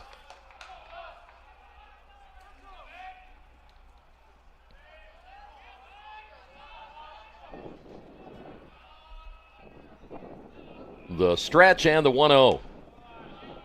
Off the corner, in fact, didn't miss by a whole lot. In fact, Haynes thought he had the strike there. 2 balls, no strikes. The pitch on the way, that'll be a called strike. I like the approach here by Meir. Again, if you're struggling, throwing strikes, make sure you get that first one, and now look for a pitch you can drive. The 2-1 on the way, check swing, and he went around. Boy, if he even would have made contact with that, it would have been a slow roller because that jammed him big time. 2 balls, 2 strikes. Runner takes off. The pitch outside. The throw down to second is off the mark. Not a great throw by Gleason by any means. That's a big run out there. It almost looked like, though, Gleason kind of changed his mind about throwing it. Held on to it a little bit. That's why the ball ended up on the third base side of second. So now 3-2 the count. Here is the ground ball right side. Easy play for Mariani, and he bobbled it, and an error. Now runners at first and third. Routine right there, and he just can't come up with it. Was watching the runner. Boy, and he didn't need to. All he had to do was pick it up and throw it to first base. Here's Harley. Haynes should have been out of this half inning. Harley 1 for 3. Big cut and fouls it off.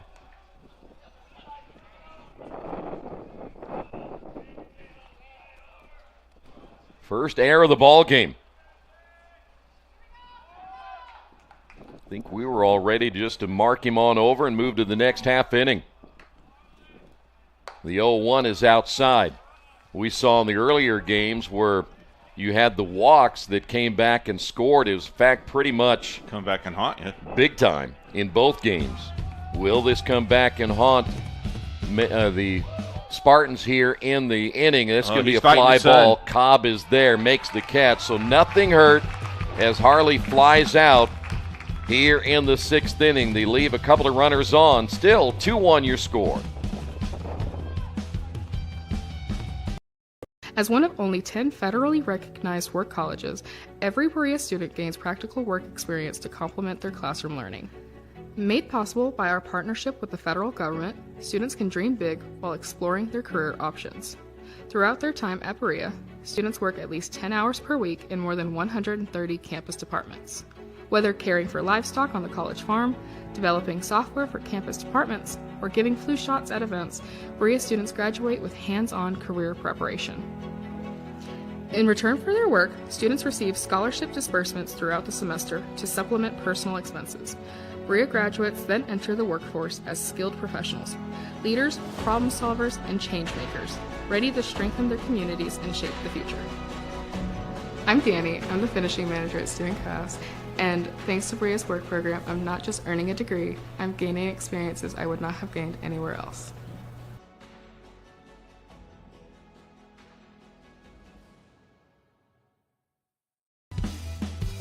Welcome back here to Kokomo. HCAC pride runs deep in every sport, in every school. We head to the bottom of the 6th inning. It'll be Horner, Kennedy, and Bortone all due up. Horner 0 for 2. And De Silva, who's thrown well here in this one, giving up only 4 hits thus far. This is a line drive into right field, falls in for a base hit. So Horner, first pitch swinging. That'll be the 5th hit now by Manchester. And that'll bring up Joel Kennedy.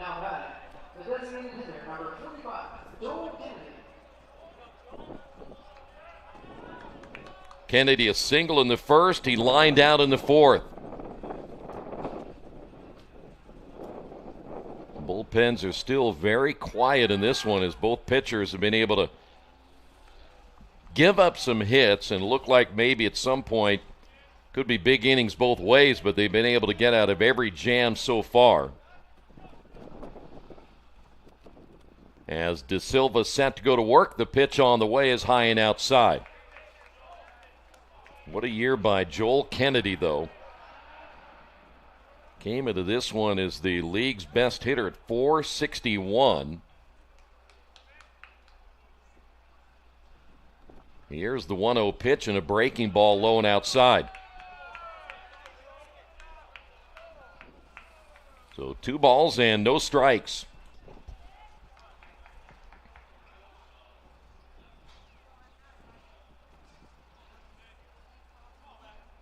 The 2-0 pitch is a breaking ball that's low, 3-0. You got to give him the green light here. No. Oh, yeah. No. Yeah. No. He's the best hitter in the league, Coach. Yeah, but I got to let him. I got to take one here. Nope. All right, we're going to find out. 3 balls and no strikes. The pitch on the way, and he walked him. What were you saying? Like I said, I would take. Here's Bortone with runners now at 1st and 2nd. And we'll have a visit to the mound. It's a big half inning here for Manchester now with 2 runners on. There is a right-hander now throwing in the Lion bullpen. Looks like that is Josh Isaacs. Isaacs has thrown in 14 games this year, primarily out of the bullpen. And they're going to give him time to get warmed up if they need him. But De Silva, through the 5 innings he has thrown, again against the best hitting team in the league, has given up only 5 hits and 1 run. But now runners at first and second. Bortone flew out in the first inning, walked in the 4th. See if he'll sacrifice. Of course, this is a big bat at 424. Not sure you want to take the bat out of his hands, but they will square to bunt. Bunted hard right back to the pitcher. He'll make a play at second, on to first, and they get the double play there. Great play by De Silva, but Mason able to come back and make the strong throw to Martin at first. They get 2 as Horner does advance to third. One thing about Bortone, he needed to take something off that. It went right back to De Silva. He threw a fastball at second base. I mean, a fastball at second base. So great 2 quick outs. That's a big double play, and a breaking ball there to Westfield. Oh, if you get out of this inning without a score. Oh, that's huge. It's huge. Especially when you had Kennedy and Bortone back-to-back 400 hitters. De Silva set to throw, and that's going to be lined into left field, base hit, tying the ball game. Westfield with his 23rd RBI, and we're tied at 2 apiece. And we have a new game here. Yes, sir.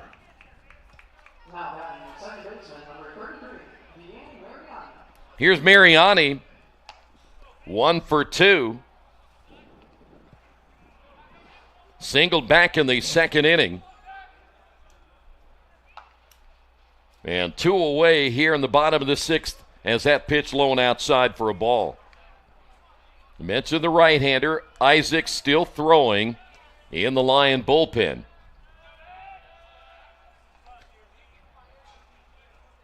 The stretch by De Silva. And the pitch is lined into right field, but foul, and it'll go into the bullpen. Great catch by the bullpen catcher. Saw that ball just tracked it down. Great concentration. And who says they aren't important down there, huh? I didn't. I think that was Chuck earlier in the production meeting. He said, he's like, what's with these bullpen catchers?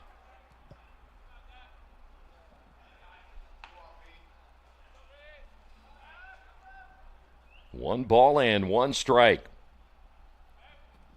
The pitch on the way is line, base hit, left field. Back-to-back singles. Second hit of the ball game for Mariani. And that'll bring up Owen Ritchie, who's 0 for 2, but that's going to do it for De Silva. The bullpen ready to go. We'll tell you about the new pitcher coming up here on IndianaSRN.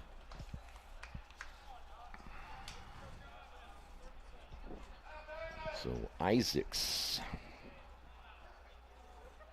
saw him in the first game.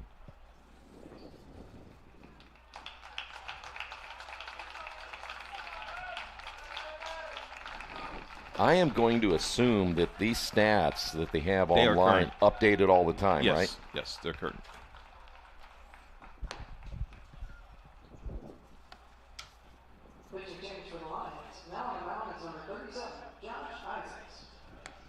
He gave up a run, didn't he? Earlier? Yeah. He gave up 4 hits. 2 runs? No runs. No runs? Nope. In an inning and 2/3. Must be their closer. Struck out 1 and walked 1. Well, he has 1 save. Caulfield is their closer with 3 saves. Back once again here in Kokomo. As you take a look at the right-hander, this is Josh Isaacs making his 15th appearance, 24 2/3 innings, 26 strikeouts and 14 walks. He is 4-2 on the season with an ERA 3.65. Opposing teams are hitting at a clip of 299. He did pitch in the earlier contest. He went an inning and 2/3, gave up 4 hits, a walk, and a strikeout. So now he's going to try to stop the damage here in the 6th inning with runners at first and second. And a 2-2 ball game. Owen Ritchie is 0 for 2, including a strikeout looking in the 5th inning. That double play looks better and better. Yeah, that is huge. But tell you what, give the starter, De Silva, a lot of credit. He pitched well here into the 6th inning. Now Isaacs, his first pitch on the way is high, 1-0.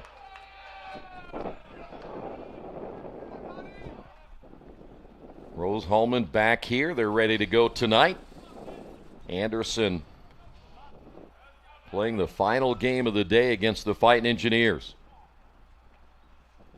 The stretch by Isaacs, and the pitch is a breaking ball in there for a strike. That one had a lot of break on it.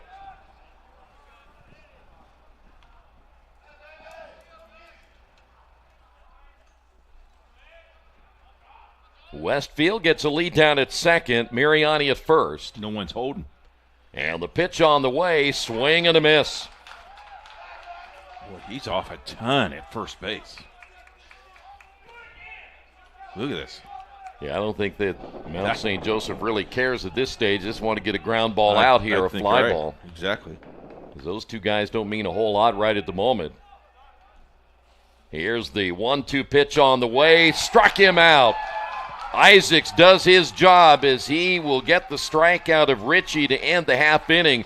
But Manchester scores a run. We're tied at 2 apiece. Every day when I walk into a classroom, I feel blessed and privileged to teach something I love, film. I hope so. Hope it ranks up there for you. My name is Jack Luger. I teach cinema and media arts at Anderson University. Set design and just the whole aesthetic. Something pushes your main character out into an area. As a former writer in Hollywood, I realize how important storytelling is, and I work to nurture that skill set in our cinema majors. Production aspects are important, but I really want our students to learn how to recognize and tell good stories. I try to practice what I preach. I've told my students many times that if they want to direct movies, the best way forward is to go out and make a movie. I don't ask them to do anything that I'm not willing to do myself, so I wrote and directed a project of my own. Yeah, I mean, this is the first screening, really. The film, titled Hellcat, premiered at the Heartland International Film Festival.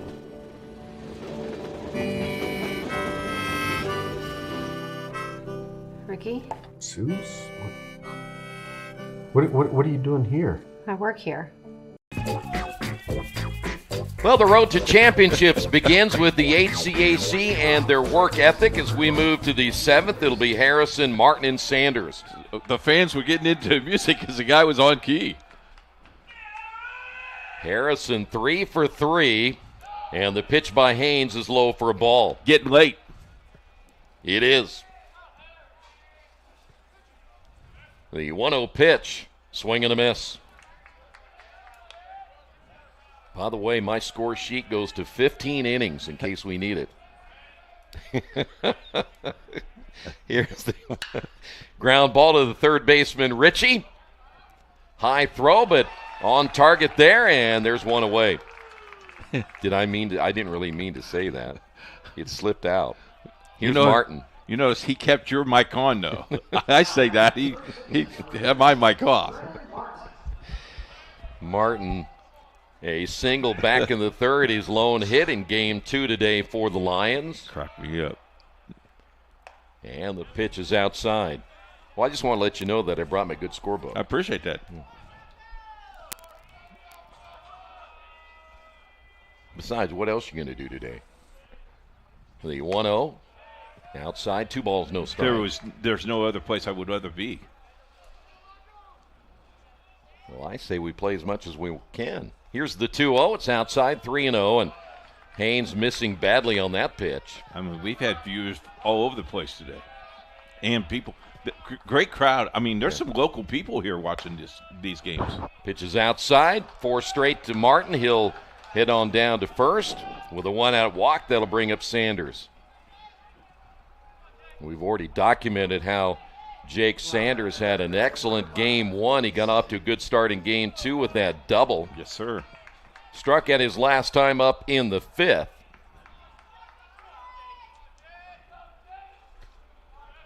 And the bullpen getting a little active. This one hit into left field. Horner on the run, makes the catch. Oh, he's going to and he's got a chance at first, and the throw was a little bit off the mark. Otherwise, they would have gotten Martin. I don't think that Martin thought that Horner was going to get to that baseball. I didn't think he was going to get there.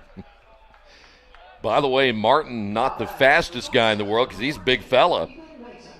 But he's lucky that that throw was off the mark, and that'll bring up Ethan Mason.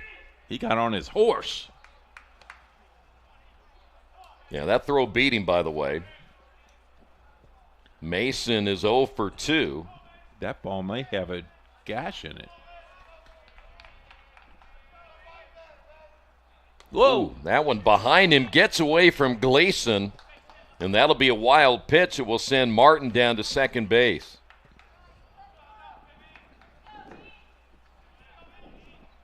We have seen Haynes be, in fact, he's been very accurate today, but a couple of these throws in the last half inning or so have been just off the mark.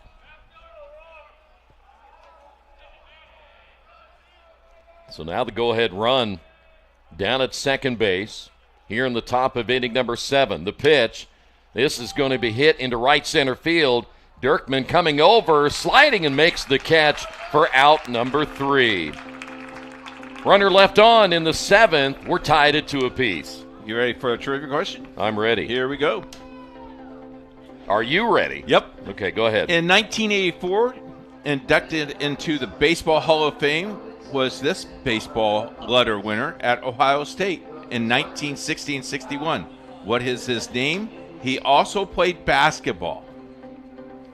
Oh, I'm sorry. He was inducted to the Basketball Hall of Fame. And also was a letterman for Ohio State in 1960 and 61. What is this basketball Hall of Famer who played baseball? Bob Knight. No, we'll tell you in 30 seconds or so. This is the hotel breakfast. It looked different online. Do you children like eggs? Here, they make your bones grow.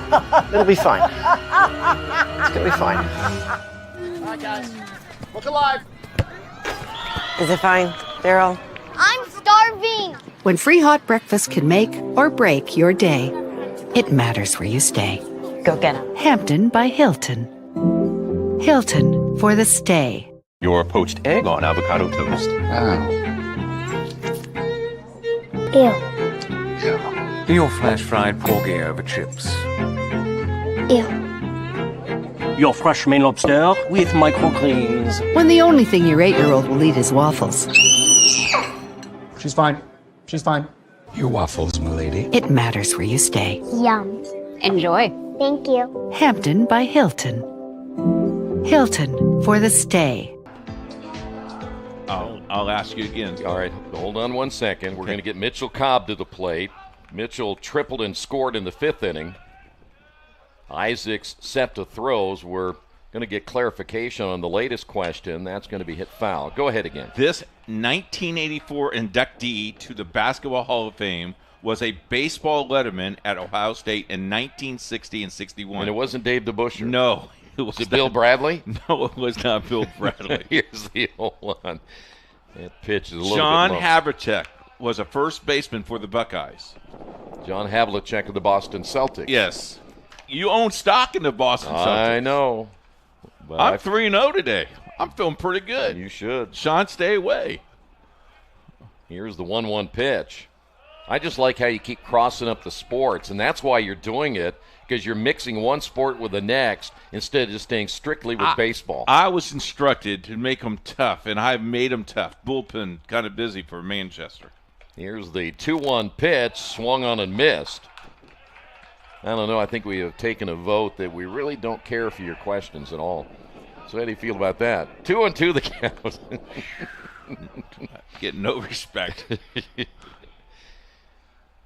Cobb back in, the 2-2 pitch on the way, and this will be a looper toward the second baseman as Buckle will make the easy catch, one away. Why don't you let me come up with a question? I tell you, if you're listening, you can tweet me at coach@IndianaSRN and see what you think about my questions. All right, there's your bullpen right there. I will track that down for you. All right. Dirkman 0 for 2. Struck out in the 5th inning and takes that pitch for a strike. His first look today, at least in this game, with the right-hander Isaacs. Bottom of the 7th inning, 2-2 ball game. The pitch, swing and a miss. Big cut that time by Dirkman. Dirkman, 340 hitter on the season, couple of home runs and 27 runs driven in. Isaacs with the 0-2 pitch, swung on, hit foul. We were talking a little bit in the second game today about pitchers and how they're evaluated a lot of times, and we've got to the point now if they don't throw 95, 96 miles an hour, they don't feel like maybe they can pitch at the next level. But there's a lot of guys that don't have, I mean, they're pitchers. They don't have to throw 90-some miles an hour. Location. Yeah, it's about control and using all the pitches you have available to you. Here's the 1-2. It's outside. I just don't like the evaluation of what we've done to pitchers these days.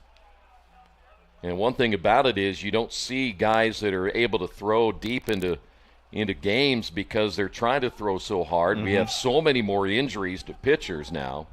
Well, a lot of people think it's because of the clock, the pitch clock. Nah, I don't believe that. I think it has to do with trying to overthrow. 2 balls and 2 strikes. And the break-even pitch, a little chin music that time to Dirkman. Tomorrow we're expecting the temperature to get into the mid to upper 70s.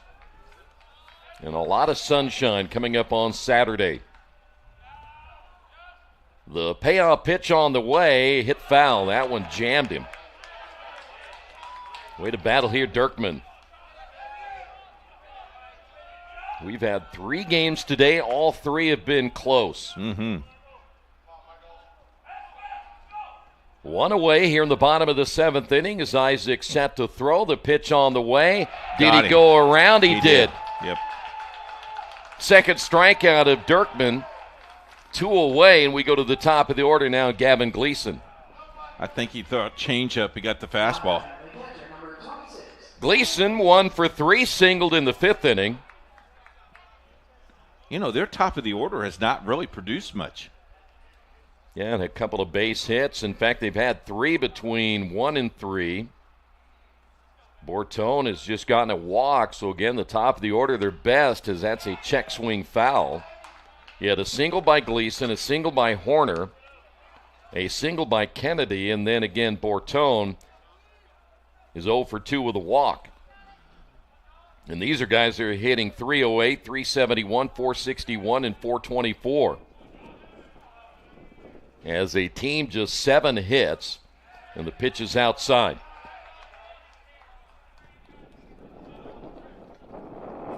We mentioned that the Fighting Engineers of Rose-Hulman here watching this one. Anderson will be their opponent in our final game of the day. That's a pop-up foul and out of play. Anderson has just arrived as well.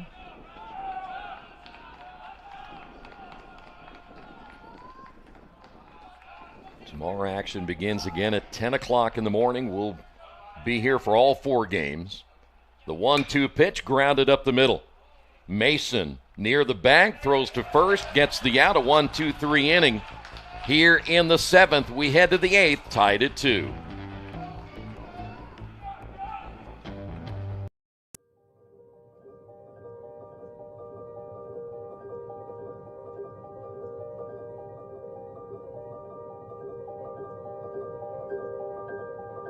Whenever I tell somebody that I go to Berea College, it's automatically, oh, so do you make brooms? And I have the pleasure to say, yeah, I actually do. Although being a broom maker is a little bit of a niche experience and niche community, it's sort of world famous, at least Berea brooms. When I first saw the broom wall, it was definitely intimidating.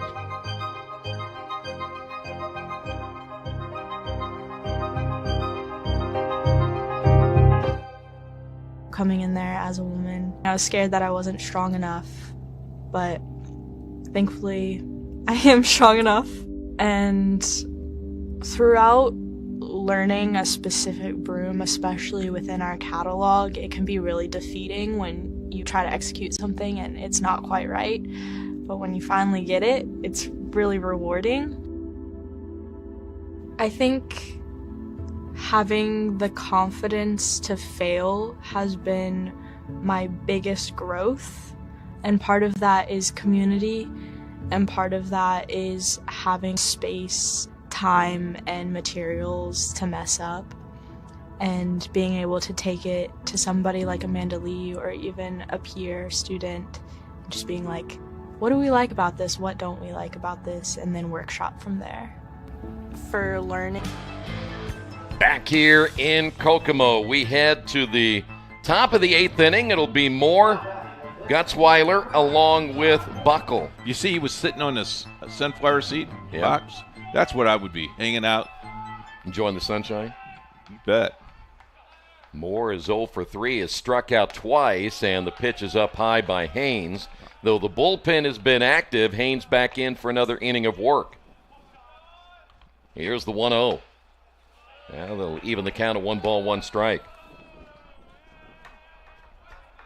Good look there at the right-handed hitting Sean Moore.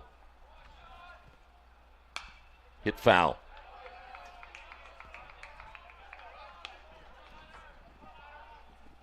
Sean Kroll will be in your chair tomorrow all day long. Line base hit left field. There's your go-ahead run. And that'll bring up now Gutzweiler. See if he'll sacrifice Moore down to second base. Gutzweiler 0 for 2. He is hit by a pitch. Back in the 4th inning.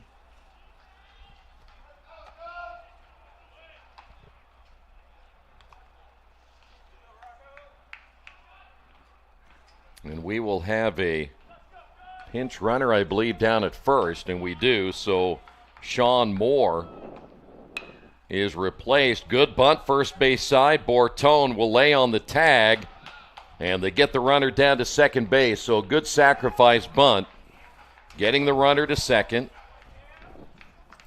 I kind of like the first baseman taking the hit. A.J. Meyer is the runner down at second. Here's Buckle.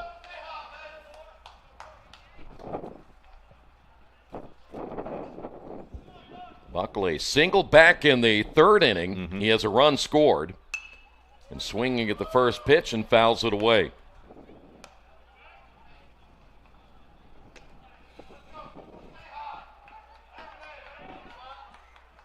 Lions trying to knock off the number 1 seed in this tournament. Meyer lead at second. Haynes with the pitch. Chopper over the middle.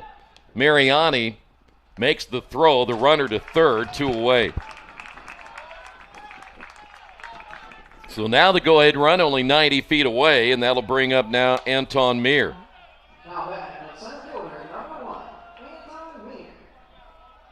Meir a single back in the 5th.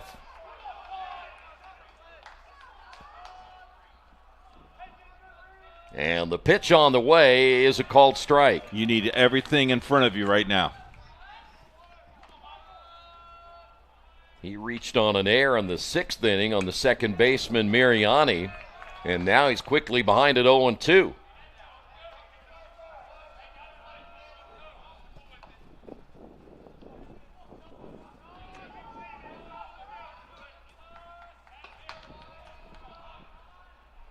The 0-2 pitch, and the fastball is up high. 1 ball, 2 strikes. Haynes tried to put a little extra gas on that fastball. Here's the 1-2. Check swing. He did not go around. 2 balls, 2 strikes. That's the 4th time they've asked him, and all 4 times he's been very, very consistent. Yeah, well, we haven't had one all day. There hasn't been one time where they've appealed. Here's the 2-2 pitch, swing and a miss. And Mount St. Joseph leaves a runner on in scoring position here in the top half of the 8th. We're tied at 2 apiece.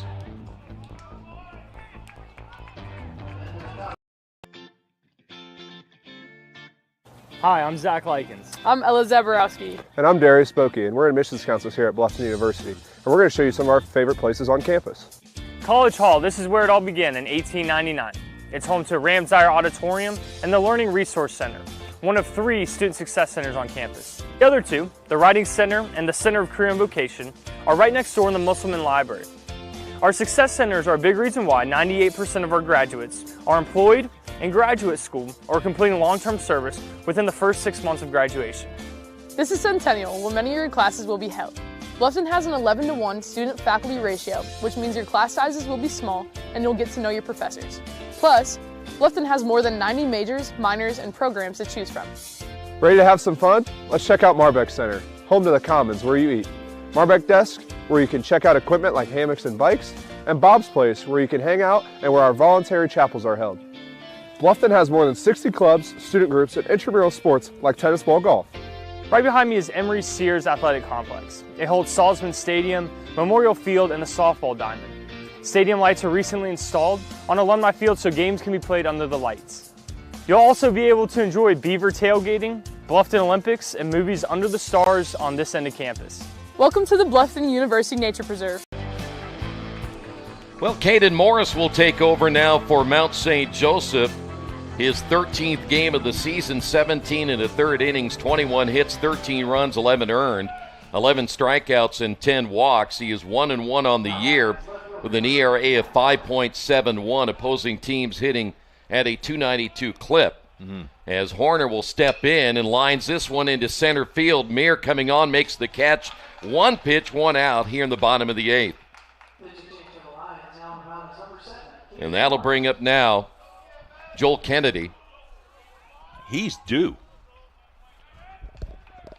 You know?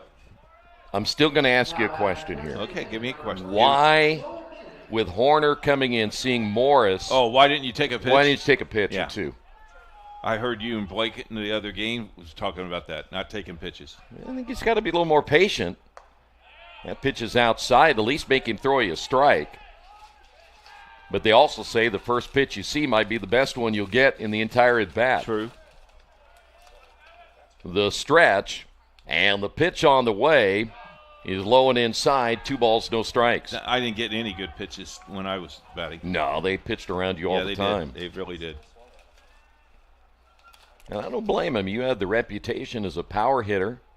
Here's the 2-0 pitch. Swing and a miss. Took something off that one. I mean, those pitchers weren't stupid. You saw my stats. I did. You had Hall of Fame numbers. That was in 9th grade baseball. Yeah, that's okay. Okay. The 2-1. Chopper to the third baseman, Harrison. Oh, bouncy. A bad throw, but somehow it got there in time. Wow. That's when you hold your breath. The ball must have just slipped out of his hands. Here's Bortone.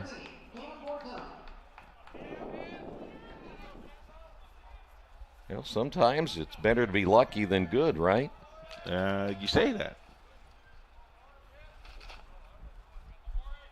So now 2 away. This one hit into center field. Meir makes the catch. Morris comes in, does his job. A 1-2-3 inning. We head to the 9th. We're tied at 2 apiece.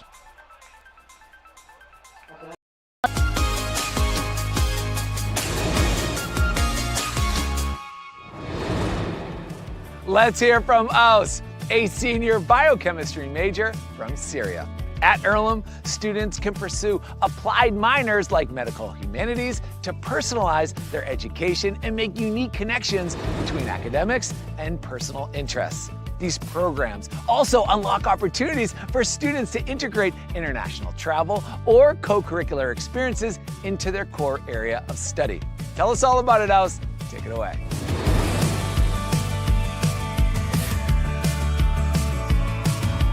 Habibi Alex, thanks for the intro. Hi everyone. Growing up, I moved around a lot. I attended 9 different schools across 5 countries. And because of this, diversity in education was important to me. And Earlham College, with this diverse student body and opportunities, did not disappoint. Earlham has many unique programs, like the Applied Minor programs. Through the Applied Minor programs, students get to personalize our education and make direct connections between academic interests and co-curricular activities. As a pre-med student, I have an applied minor in medical humanities. Back here in Kokomo, it'll be Jordan Harley, Andrew Harrison, and Brennan Martin due up here in the top of the 9th inning. Haynes back in for another half inning of work, and a ground ball up the middle and a leadoff single by Jordan Harley. There is your go-ahead run. That'll bring up Harrison. By the way, 127 pitches now for Haynes. That's not bad. My arm would be hurting right now. Yeah, yours would be falling off. Harrison, 3 hits. He's 3 for 4. And he'll square to bunt. It'll be Haynes off the mound. He throws down to second, and he is safe at second base. And I think that's a good call because the throw was high, and Westfield pretty much stepped over the top of him.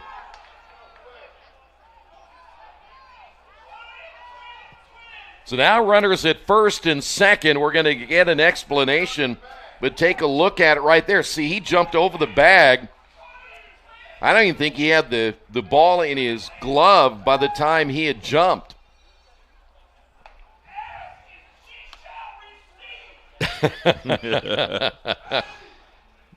So that'll be a throwing error on Haynes, I do believe.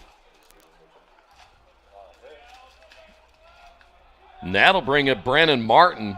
Here we go. Going to get a little slower look at this one.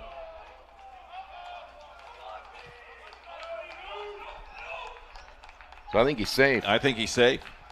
If the throw was lower, then the shortstop Westfield would have had to reach up, and his body went up and took him away from the base. And then, of course, you had a little bit of a collision there between Harley and Westfield.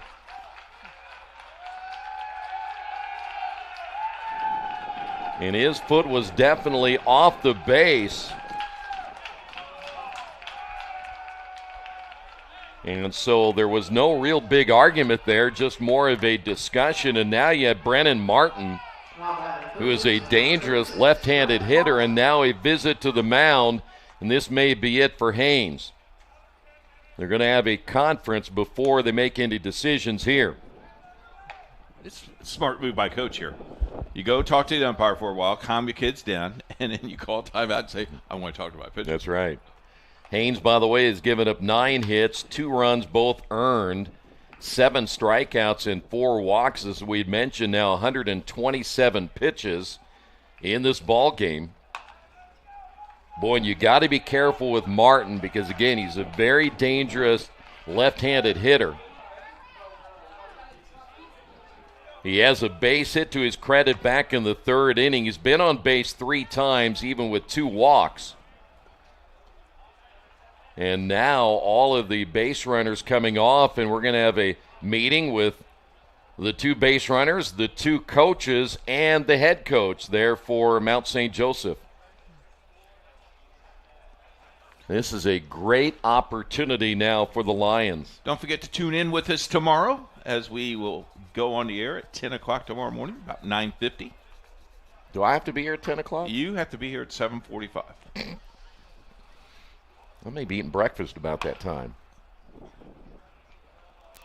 By the way, one of our favorite players who was a part of the staff last year. Our little crew. In fact, he was doing a great job, Arturo Casas. I'm going to give a shout-out to Arturo, who is in the bullpen now for Manchester. Is that right? Good, right. Hopefully we'll get a chance to see him perhaps pitch, but Haynes stays in. Arturo out of Pendleton Heights. He is a senior this year.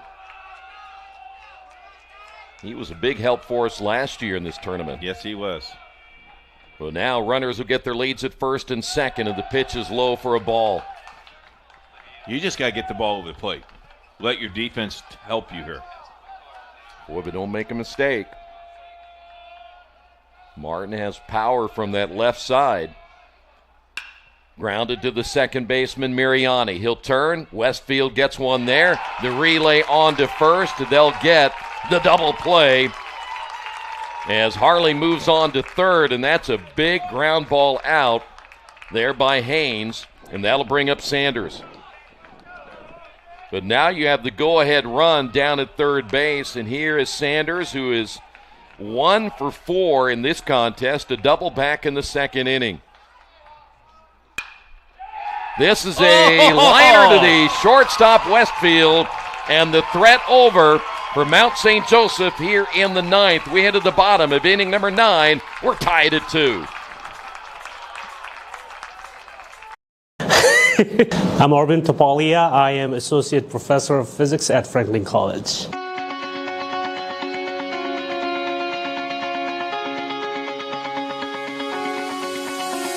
If you come to my class, you will see me suspending from a rope swing, singing physics songs in class, launching watermelons with giant catapults, lying on a bed of 5,000 nails, and getting struck by a sledgehammer. I teach all my classes at Franklin either using a flipped classroom approach or a project-based learning approach, or some combination of both, because I want my students to get excited about science, not just through lectures, but through hands-on interactive learning.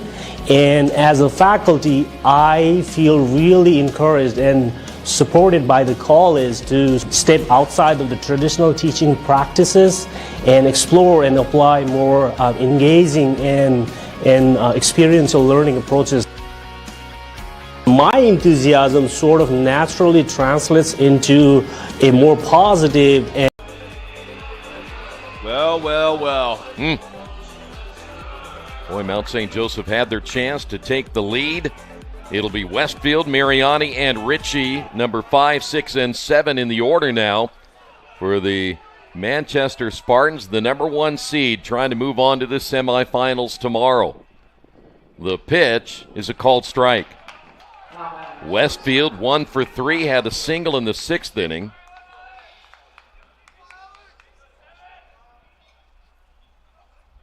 The pitch on the way by Morris is in there for strike 2. He had a 1-2-3 inning when he came in the 8th. Quickly in front, no balls, 2 strikes. And the pitch on the way bounces in front of the catcher, Gutzmuller. So we'll stay at 1-2.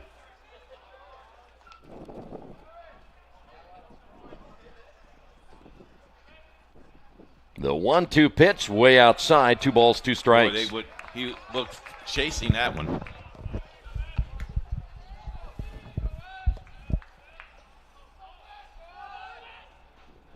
The break-even pitch popped him up on the right side. Buckle and Martin are there. Martin squeezes it for out number 1. And that'll bring up Mariani.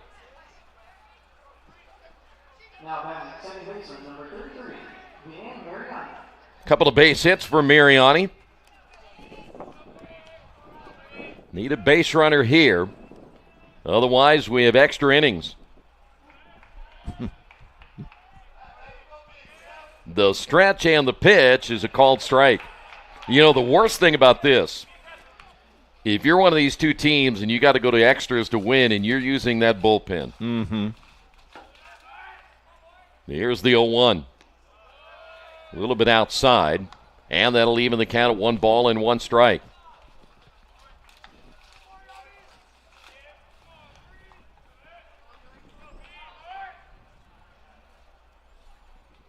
One pitch. Caught the outside corner for strike 2.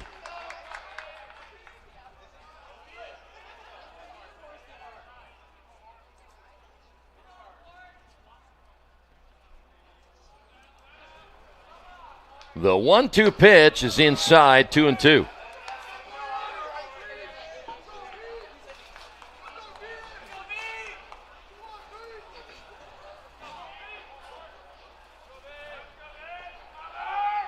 The break-even pitch is outside, 3 balls, 2 strikes. Mariani representing the winning run. If he can get down to first base, he'll then bring up Owen Ritchie. The stretch by Morris. That's lined up the middle, base hit. Third hit by Mariani. And there is the winning run, and here's Owen Ritchie.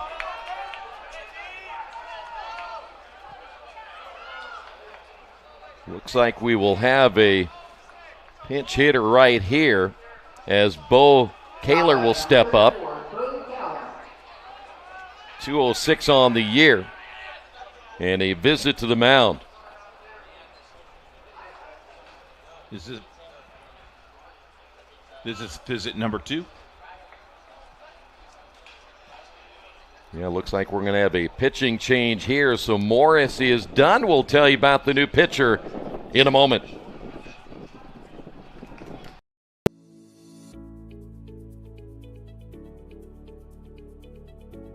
I'm Glennae Minhartt from the biology department, and I have been working with students on trying to find this really rare insect called Merope tuber, the forceps fly.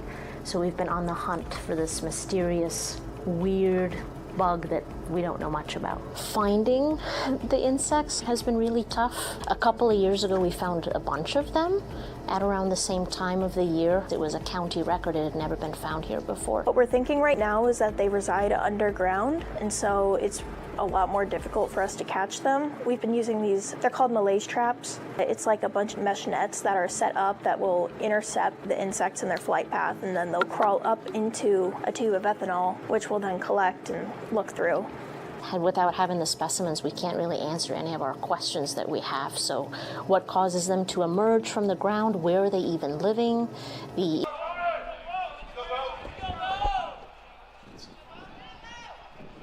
Caulfield will come in. He's the closer. Ryan making his 16th appearance. He pitched earlier today in their win.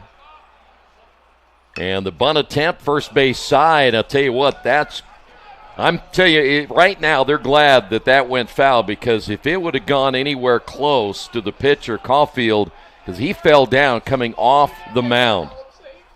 And there was no way he was going to make that play.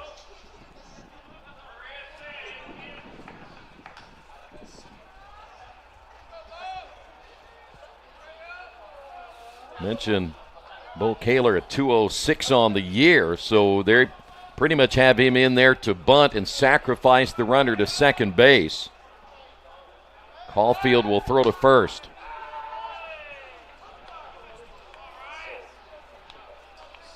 Ryan has 3 saves on the season. He's only thrown 17 2/3 innings, but his ERA at 1.53.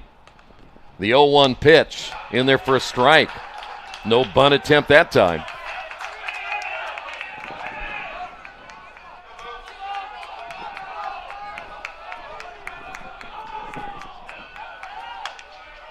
We're in the 9th inning, 2-2 ball game. Foul tip, held on, and a nice strikeout for Caulfield. And there's 2 away.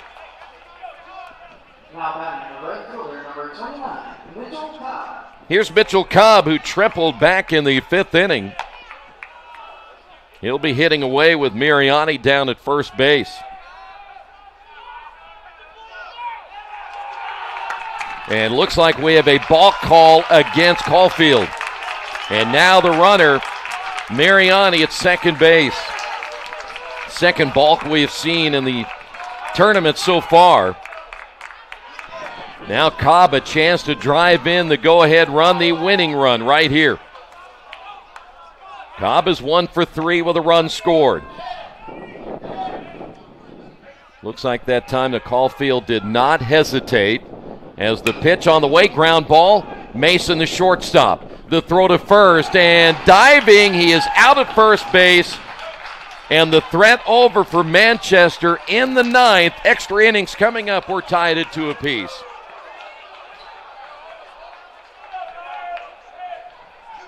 Delaney Kelly, I'm a sophomore. I'm from Newburgh, Indiana. I'm a double major in marketing and sports management with a minor in sports communication, and I'm a part of the women's soccer team here at Manchester. My name's Kenneth Red. I'm a junior. I'm a business management major, minor in coaching. I also run track.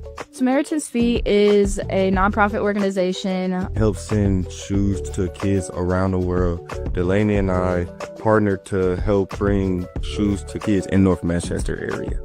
Samaritan's Feet started to kind of do NIL deals for student athletes, as that's kind of become a bigger thing in college sports. Asking for money is never easy. Like, we've seen that just both being business majors and taking sales classes. Trying to explain this to 85 different people, you sound like you're repeating yourself, but in reality, like, it's good for us in a way because we're figuring out how to make it more of like an impactful way to explain it. So we're kind of trying to find other ways to go around raising donations. And some of the events that we've kind of planned to do is a give back night with Keyhole Pizzeria, which is in downtown North Manchester. They were very welcoming and accepted us in. And they actually showed us a jar that they got going on where they actually give back to homeless already. So when we came in with the idea of 2 college students coming in trying to give back to North Manchester, they was excited about the idea. So we got that going. Then we also have a cornhole tournament that we're trying to put in works. Our biggest goal is we would like to at least be able to get a $25 donation, but at the least end of it, we wouldn't mind just to share. Any little thing helps. Back here in Kokomo, from the first-year phenoms to the senior standouts, HCAC athletes rise together. Ethan Mason will lead things off. The new pitcher is Quentin Black, making his 14th appearance, 24 innings, 28 hits, 17 runs, 16 earned, 25 strikeouts, and 13 walks. And his first pitch in there to Mason is a called strike. Black 2-1 on the year with an ERA of 6. Opposing teams hitting at a .286 clip. This is lined into right field, base hit for Mason.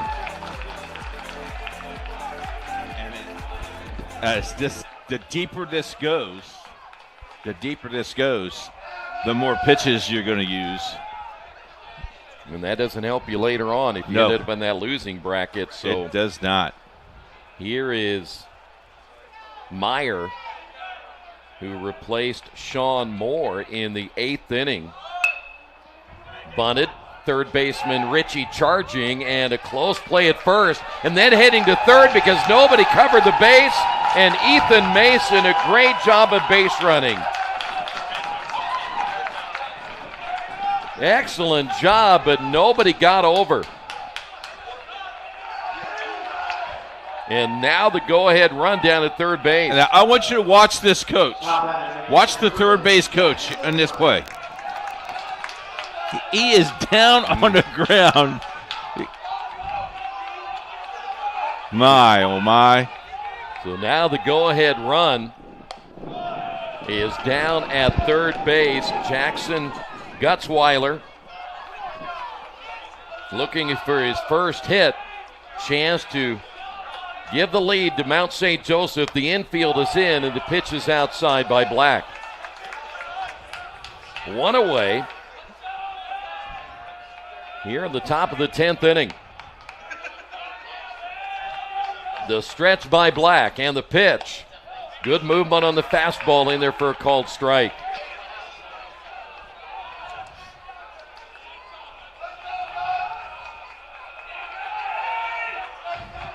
The 2-1. Ooh, didn't miss by much.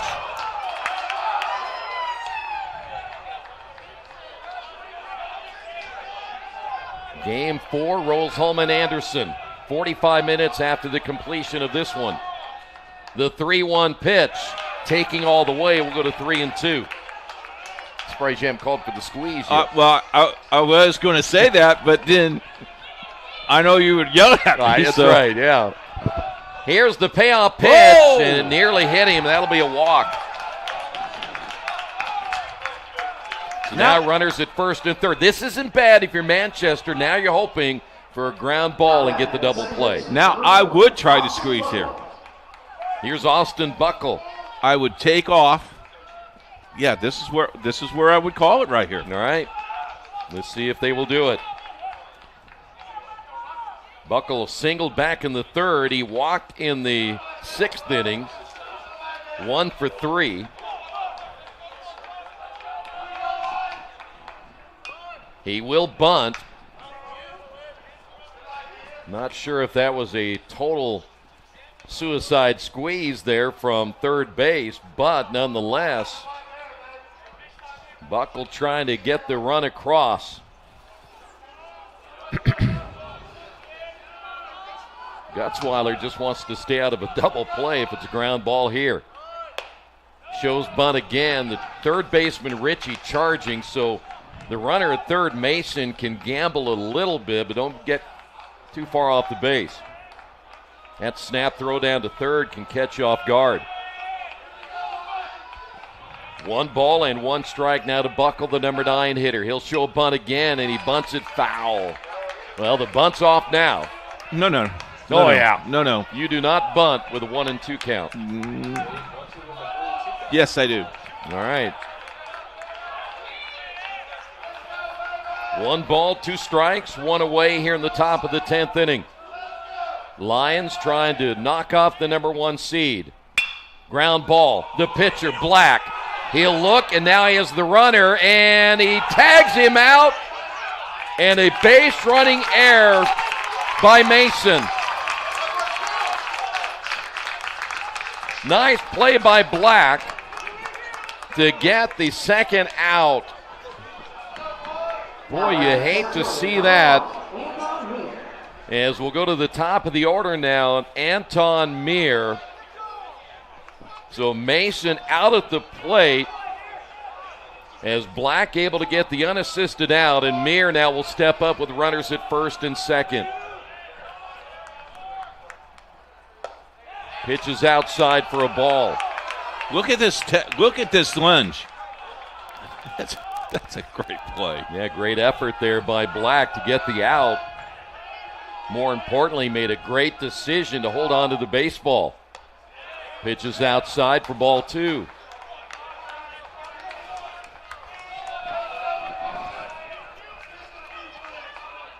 Generally what you would see in a play like that, if Black got it, he'd throw to Gleason and let him get the runner in the rundown. There's a strike.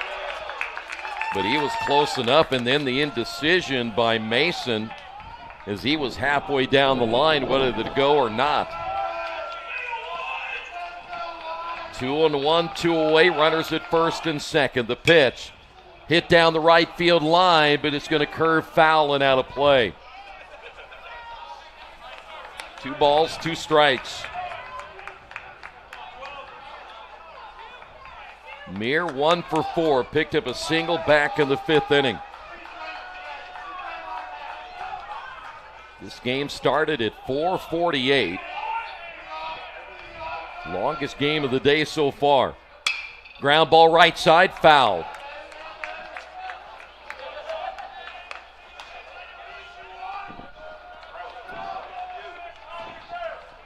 Crowd has been very vocal here in this 3rd game of the day.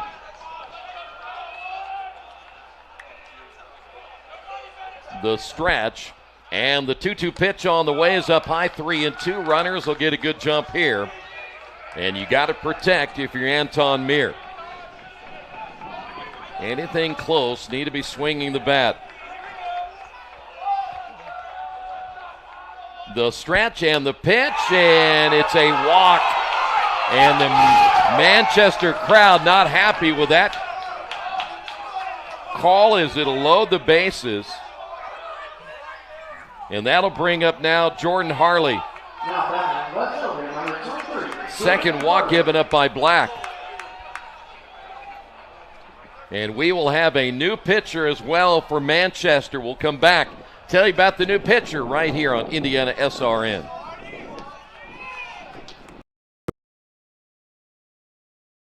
Over the past few days, as I have reflected on the extraordinary life of Pope Francis, I have been touched by the profound value he placed on education. He stated that education is, quote, one of the most effective ways of making our world and history more human, close quote. Indeed, he believed that education plays a critical role in promoting human value and dignity, personal growth, and cultivating relationships with others. I certainly share in this fundamental belief that education has a profound and positive impact on individuals and on our greater world. And I could not be prouder to continue to pursue my life's vocation here at the Mount with each of you. Indeed, we've had a remarkable academic year here at the Mount, marked by many achievements. The Mount's total enrollment is up more than 5% this academic year from last year, a testament to the remarkable work of our faculty and staff. The Mount continues to be a national leader in reading science and ranks first in Ohio for our undergraduate education degree. Our health sciences students achieved 100% pass rates this year on 3 critically important professional examinations as they embark on their professional careers. The Bachelor of Science, NCLEX, the Physician Assistants, PANCE, and the Master of Science in Nursing, NCLEX. The Mount's Physical Therapy Clinic had 130 visits this year and provided more than $15,000. Arturo Casas will take the mound for the 16th time this year. 36 in the third innings, 35 hits, 19 runs, 17 earned with 27 strikeouts and 11 walks as Harley steps up with the bases loaded. Lefty against lefty, and the pitch is low and outside for ball 1. Arturo on the season, a 6-4 record with an ERA of 4.21. Popped up, foul territory. Ritchie, Gleason, and they both run out of real estate.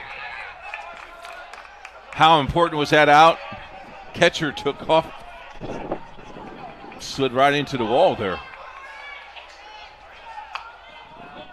Arturo was a spectator a year ago. He was up here with us in the press box as he was helping out the commissioner. Here's the 1-1 pitch. Hit foul. Good cut there by Jordan Harley. Harley, couple of base hits. Part of an 11-hit attack so far for Mount St. Joseph. But the count now 1-2, 2 away. The pitch on the way is a base hit left field. And it's now a 3-2 ball game. Jordan Harley with the single. Gutzweiler scores the go-ahead run, and now the Lions lead it 3-2. Here's Andrew Harrison. Bases remain loaded. Casas set to throw on the pitch. Ground ball. Left side. Ritchie. On to second base. He throws it away. 2 runs will score. Big error by Ritchie.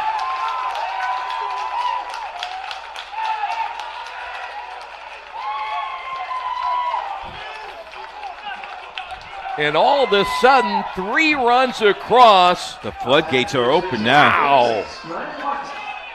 And that'll bring up now Brennan Martin. And this is all happening with 2 outs here in the inning. Casas with the pitch. It's outside for a ball. Second error of the ball game. Now for Manchester. Martin looking for his second hit. Check swing. And the pitch was low and inside. Boy, Ritchie just sailed that one into right field. Here's the 2-0 pitch. It's a called strike. You think he had too much time to think about it? Yeah. Yep. Should have got it and threw it. Yep.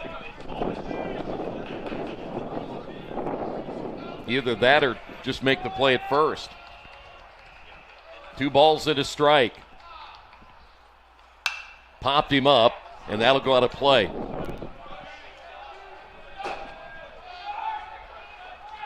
Well, the number 1 seed now in danger of going into the losers bracket, as 3 runs have come across here in the 10th inning. 2 balls and 2 strikes. Casas, the runner takes off. The pitch is up high. No throw to second base. So now runners at second and third. Base hit could score another 2 runs. It might. And the payoff pitch on the way. That'll be grounded toward Ritchie at third. He'll snag this one and will throw wide. And they're going to say that Bortone got a toe on the bag. Otherwise, it would have been another error. 3 runs across for the Lions. We head to the bottom of the 10th. 5-2 your score.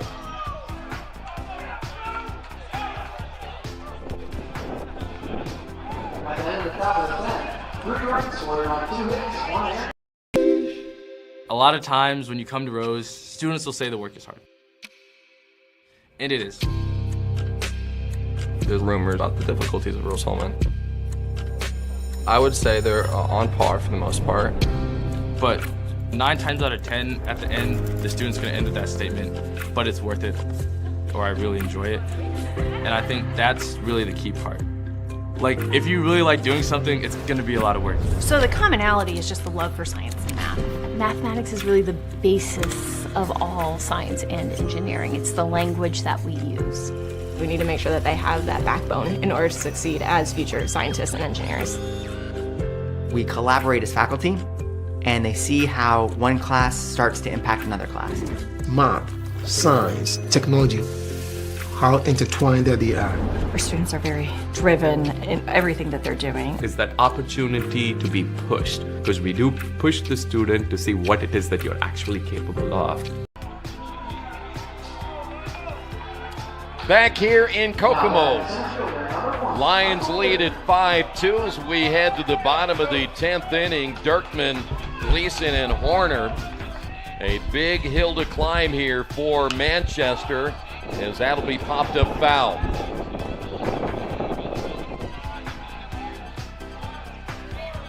Dirkman is 0 for 3 today, has struck out twice. Every ball, every play, they are going to go and get after it. Caulfield a chance here to pick up the win. That'll be tap foul right side.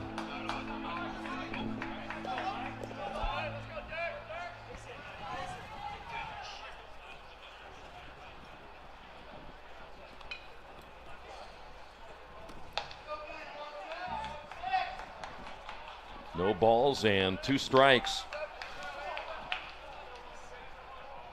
Mentioned Caulfield had pitched earlier in their win. Fly ball, that'll be a foul to the right and out of the ballpark.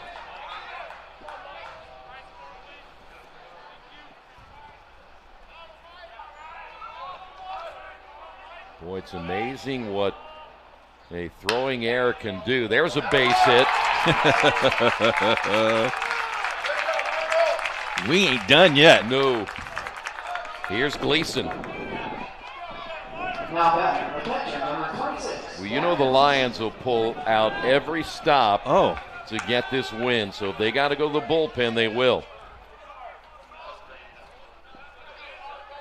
But we also know that this lefty can be very deceiving. I mean, a young man that doesn't throw really hard. We talked about it in the earlier game, but he generally is always around the plate. But he falls behind at 1-0. You hear the wind kicking up a little bit here in Kokomo. And the pitch is up high, 2 balls, no strikes.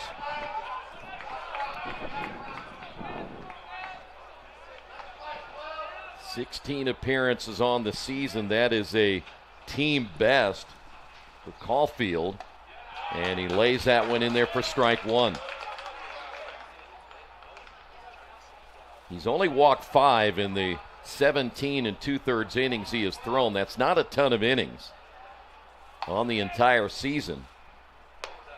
So he's actually pretty well rested as that pitch is inside, 3-1. Manchester's going to make you throw strikes. The pitch on the way is grounded hard but foul. Gleason, 1 for 4, picked up a base hit back in the 5th inning. Teams have a difficult time hitting Ryan Caulfield at 194 on the year. That one's a liner, base hit, back-to-back singles. Now runners at first and second. And now Horner's the tying run at the plate. And we have a visit to the mound. See if the Lions will go to their bullpen. They have a right-hander throwing, and he has been up for a while. That's going to be Ian Bush. Now, Bush hasn't thrown a whole lot of innings this year either, only 13 coming into this tournament. It would be just his 11th appearance in now the 40 games that they have played this year. They're going to leave the left-hander Caulfield in. Runners at first and second. Horner, 1 for 4 today. A base hit in the 6th inning is a run scored. But he represents the tying run here in the bottom of the 10th inning. Caulfield with the pitch, and it's a called strike. Little extra time here for both Rose-Hulman and Anderson to wait for their contest. It'll be game 4, 45 minutes after the completion of this one. The 0-1 pitch, that's nubbed. Coming off the mound will be Caulfield. He'll throw onto first and get the sure out there as the runners advance to second and third. And it also keeps Manchester out of a potential double play. Yep. Here's Joel Kennedy. Kennedy had a base hit back in the 1st inning, walked in the 6th inning. We know how dangerous he is, though he's 1 for 3. Came into this game hitting at .461. The pitch by Caulfield is a called strike on the inside corner. Breaking ball. Just don't throw him a fastball. I have a feeling he likes hitting fastballs. Dirkman down at third. That's hit foul. You're ahead now. I have a feeling that Kennedy will get nothing but a steady diet of breaking pitches. Gleason at second, Dirkman at third. 1 away here in the bottom of the 10th inning. Caulfield's next pitch on the way, swing and a miss. Big strikeout. 2 away. Now it's up to Bortone. He too a dangerous hitter, but he's 0 for 3. As the number 1 seed down to their final out here in the bottom of the 10th inning. And the pitch hit well into right field. That's going to curve foul.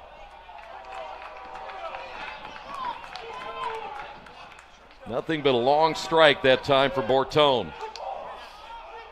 And if you're a Lion fan, you can breathe now. Not sure yet. No, but I mean, maybe a little bit easier. A little bit easier, yes. Caulfield with a pitch. 1 ball, 1 strike. This 3-run deficit, if it ends this way, is the biggest run deficit we've had all day. Yeah. The 1-1 pitch inside, 2-1.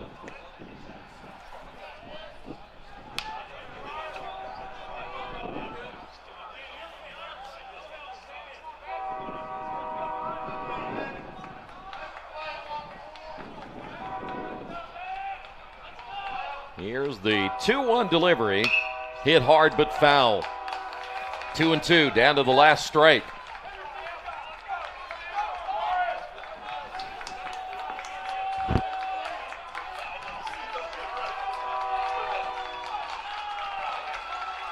A lot of twos on the board. The pitch. Fly ball, right side. Sanders a long way to go. Martin trying to give chase, and it goes out of play. You had 3 players chasing after that ball. And if it stayed inside the fence, one of them may have had a chance because they were on their horse. They have plenty of room on both sides here. Yep. A lot of playing. Hitters hate that. Yes, they do. Because you know that with so much territory, those guys can run it down. 2 balls, 2 strikes, 2 outs. Bortone back in. Caulfield trying to get the win right here. Hard hit to the shortstop. Mason, high throw, and did he keep the foot on the bag? No. Run will score, and it's now 5-3.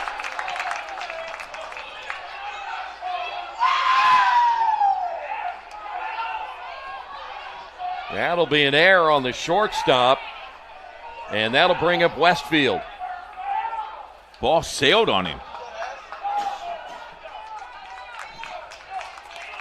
Bortone will come out. So a pinch runner coming into the ball game as the runner at first base will be Jared Holly.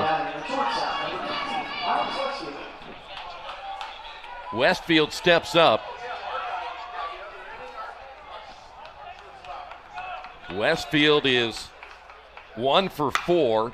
Hits this one over the shortstop's head. That'll score another run. Holly heading to third, and the inning stays alive.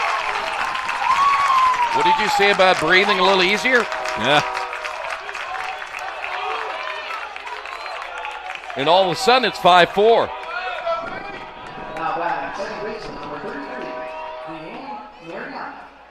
Mariani steps to the plate. 2 runs across. Mariani has swung a hot bat. He's got 3 hits. It's a 5-4 game. Yes, it is. This is a great call by the catcher. Relax, because you can't go back out and talk to him. Well, plus it gives the bullpen a little bit longer more time to get ready.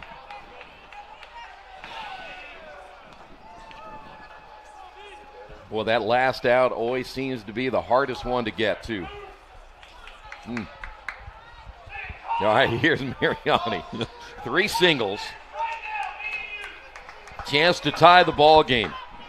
The rally caps are still back on.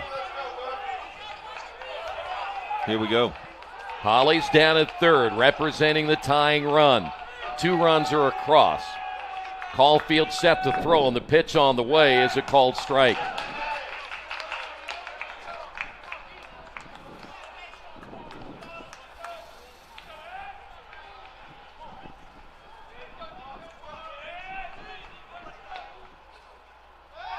Throw to first, not in time. Mariani singled in the second, singled in the 6th inning, and singled in the 9th. The 0-1 pitch. Hit hard but foul, and it's down to 0-2. Last time we had a count that went 2 strikes, got a base hit. Told you I had 15 columns. I got you. I see. The 0-2. It's up high.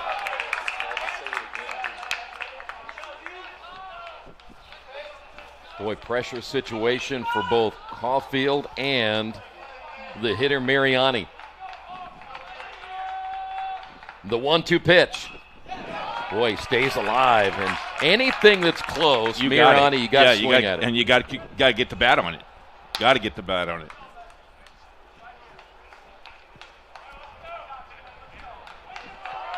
Two away here in the bottom of the 10th inning.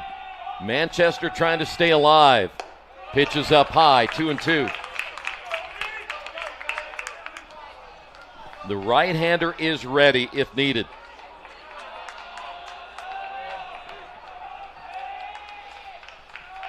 Mentioned that is Ian Bush.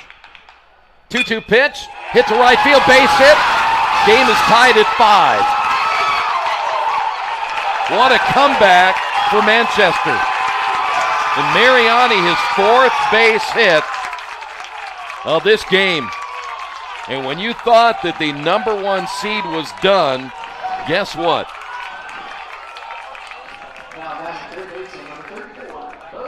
All on 2 outs. Here's Kaler. Each team with 3 runs in the 10th inning.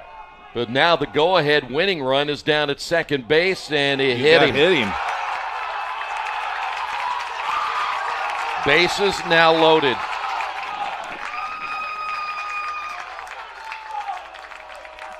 Cobb is next. But I think we're going to go to the bullpen, and we will. Caulfield done for the night. We'll tell you about the new pitcher coming up next. We're tied at 5.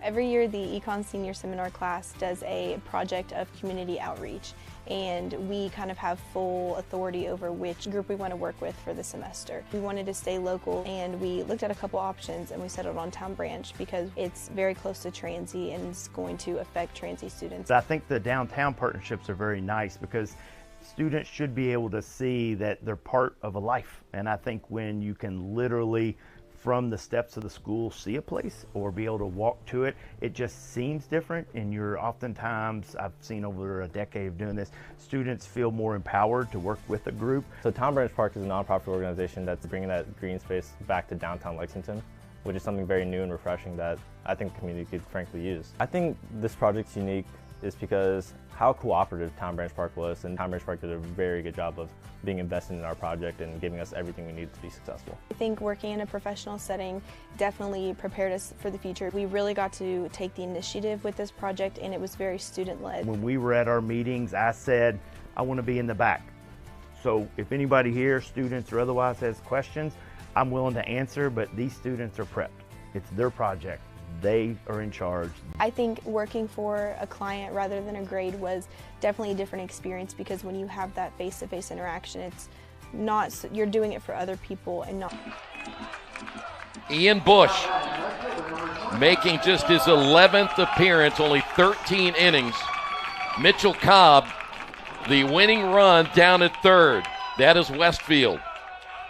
Bush set to throw, and the pitch on the way is outside for a ball. This is a tough situation for Ian Bush when you think about that few innings that he's thrown all year. As Manchester trying to come back from 3 runs down here in the 10th inning. The stretch and the 1-0 pitch is outside 2-0. Thing is now, you don't want to go 3-0 because you're going to have to find a way to get this across the plate, and you know as well as I do, Mitchell Cobb will be looking fastball. Yes, you bet. The stretch by Bush. Here's the pitch. Missed it low, 3-0. Nowhere to put Mitchell Cobb. What a comeback this would be for the number 1 seed Manchester. Here we go, 3-0, 2 away, bases loaded. The stretch by Bush. And the pitch. And he walked him. 4 pitches. And Cobb walks. Westfield crosses the plate with a winning run. And Manchester comes from behind to win it here in the bottom of the 10th inning. The final 6-5, and what a win for the number 1 seed. That was one crazy 10th inning.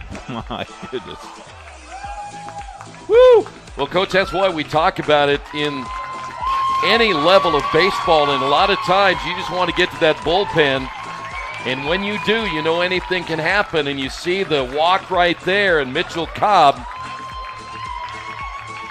took all 4 pitches from Bush, and they pick up the win. So Manchester surviving tonight. They move on to the 4:30 game tomorrow.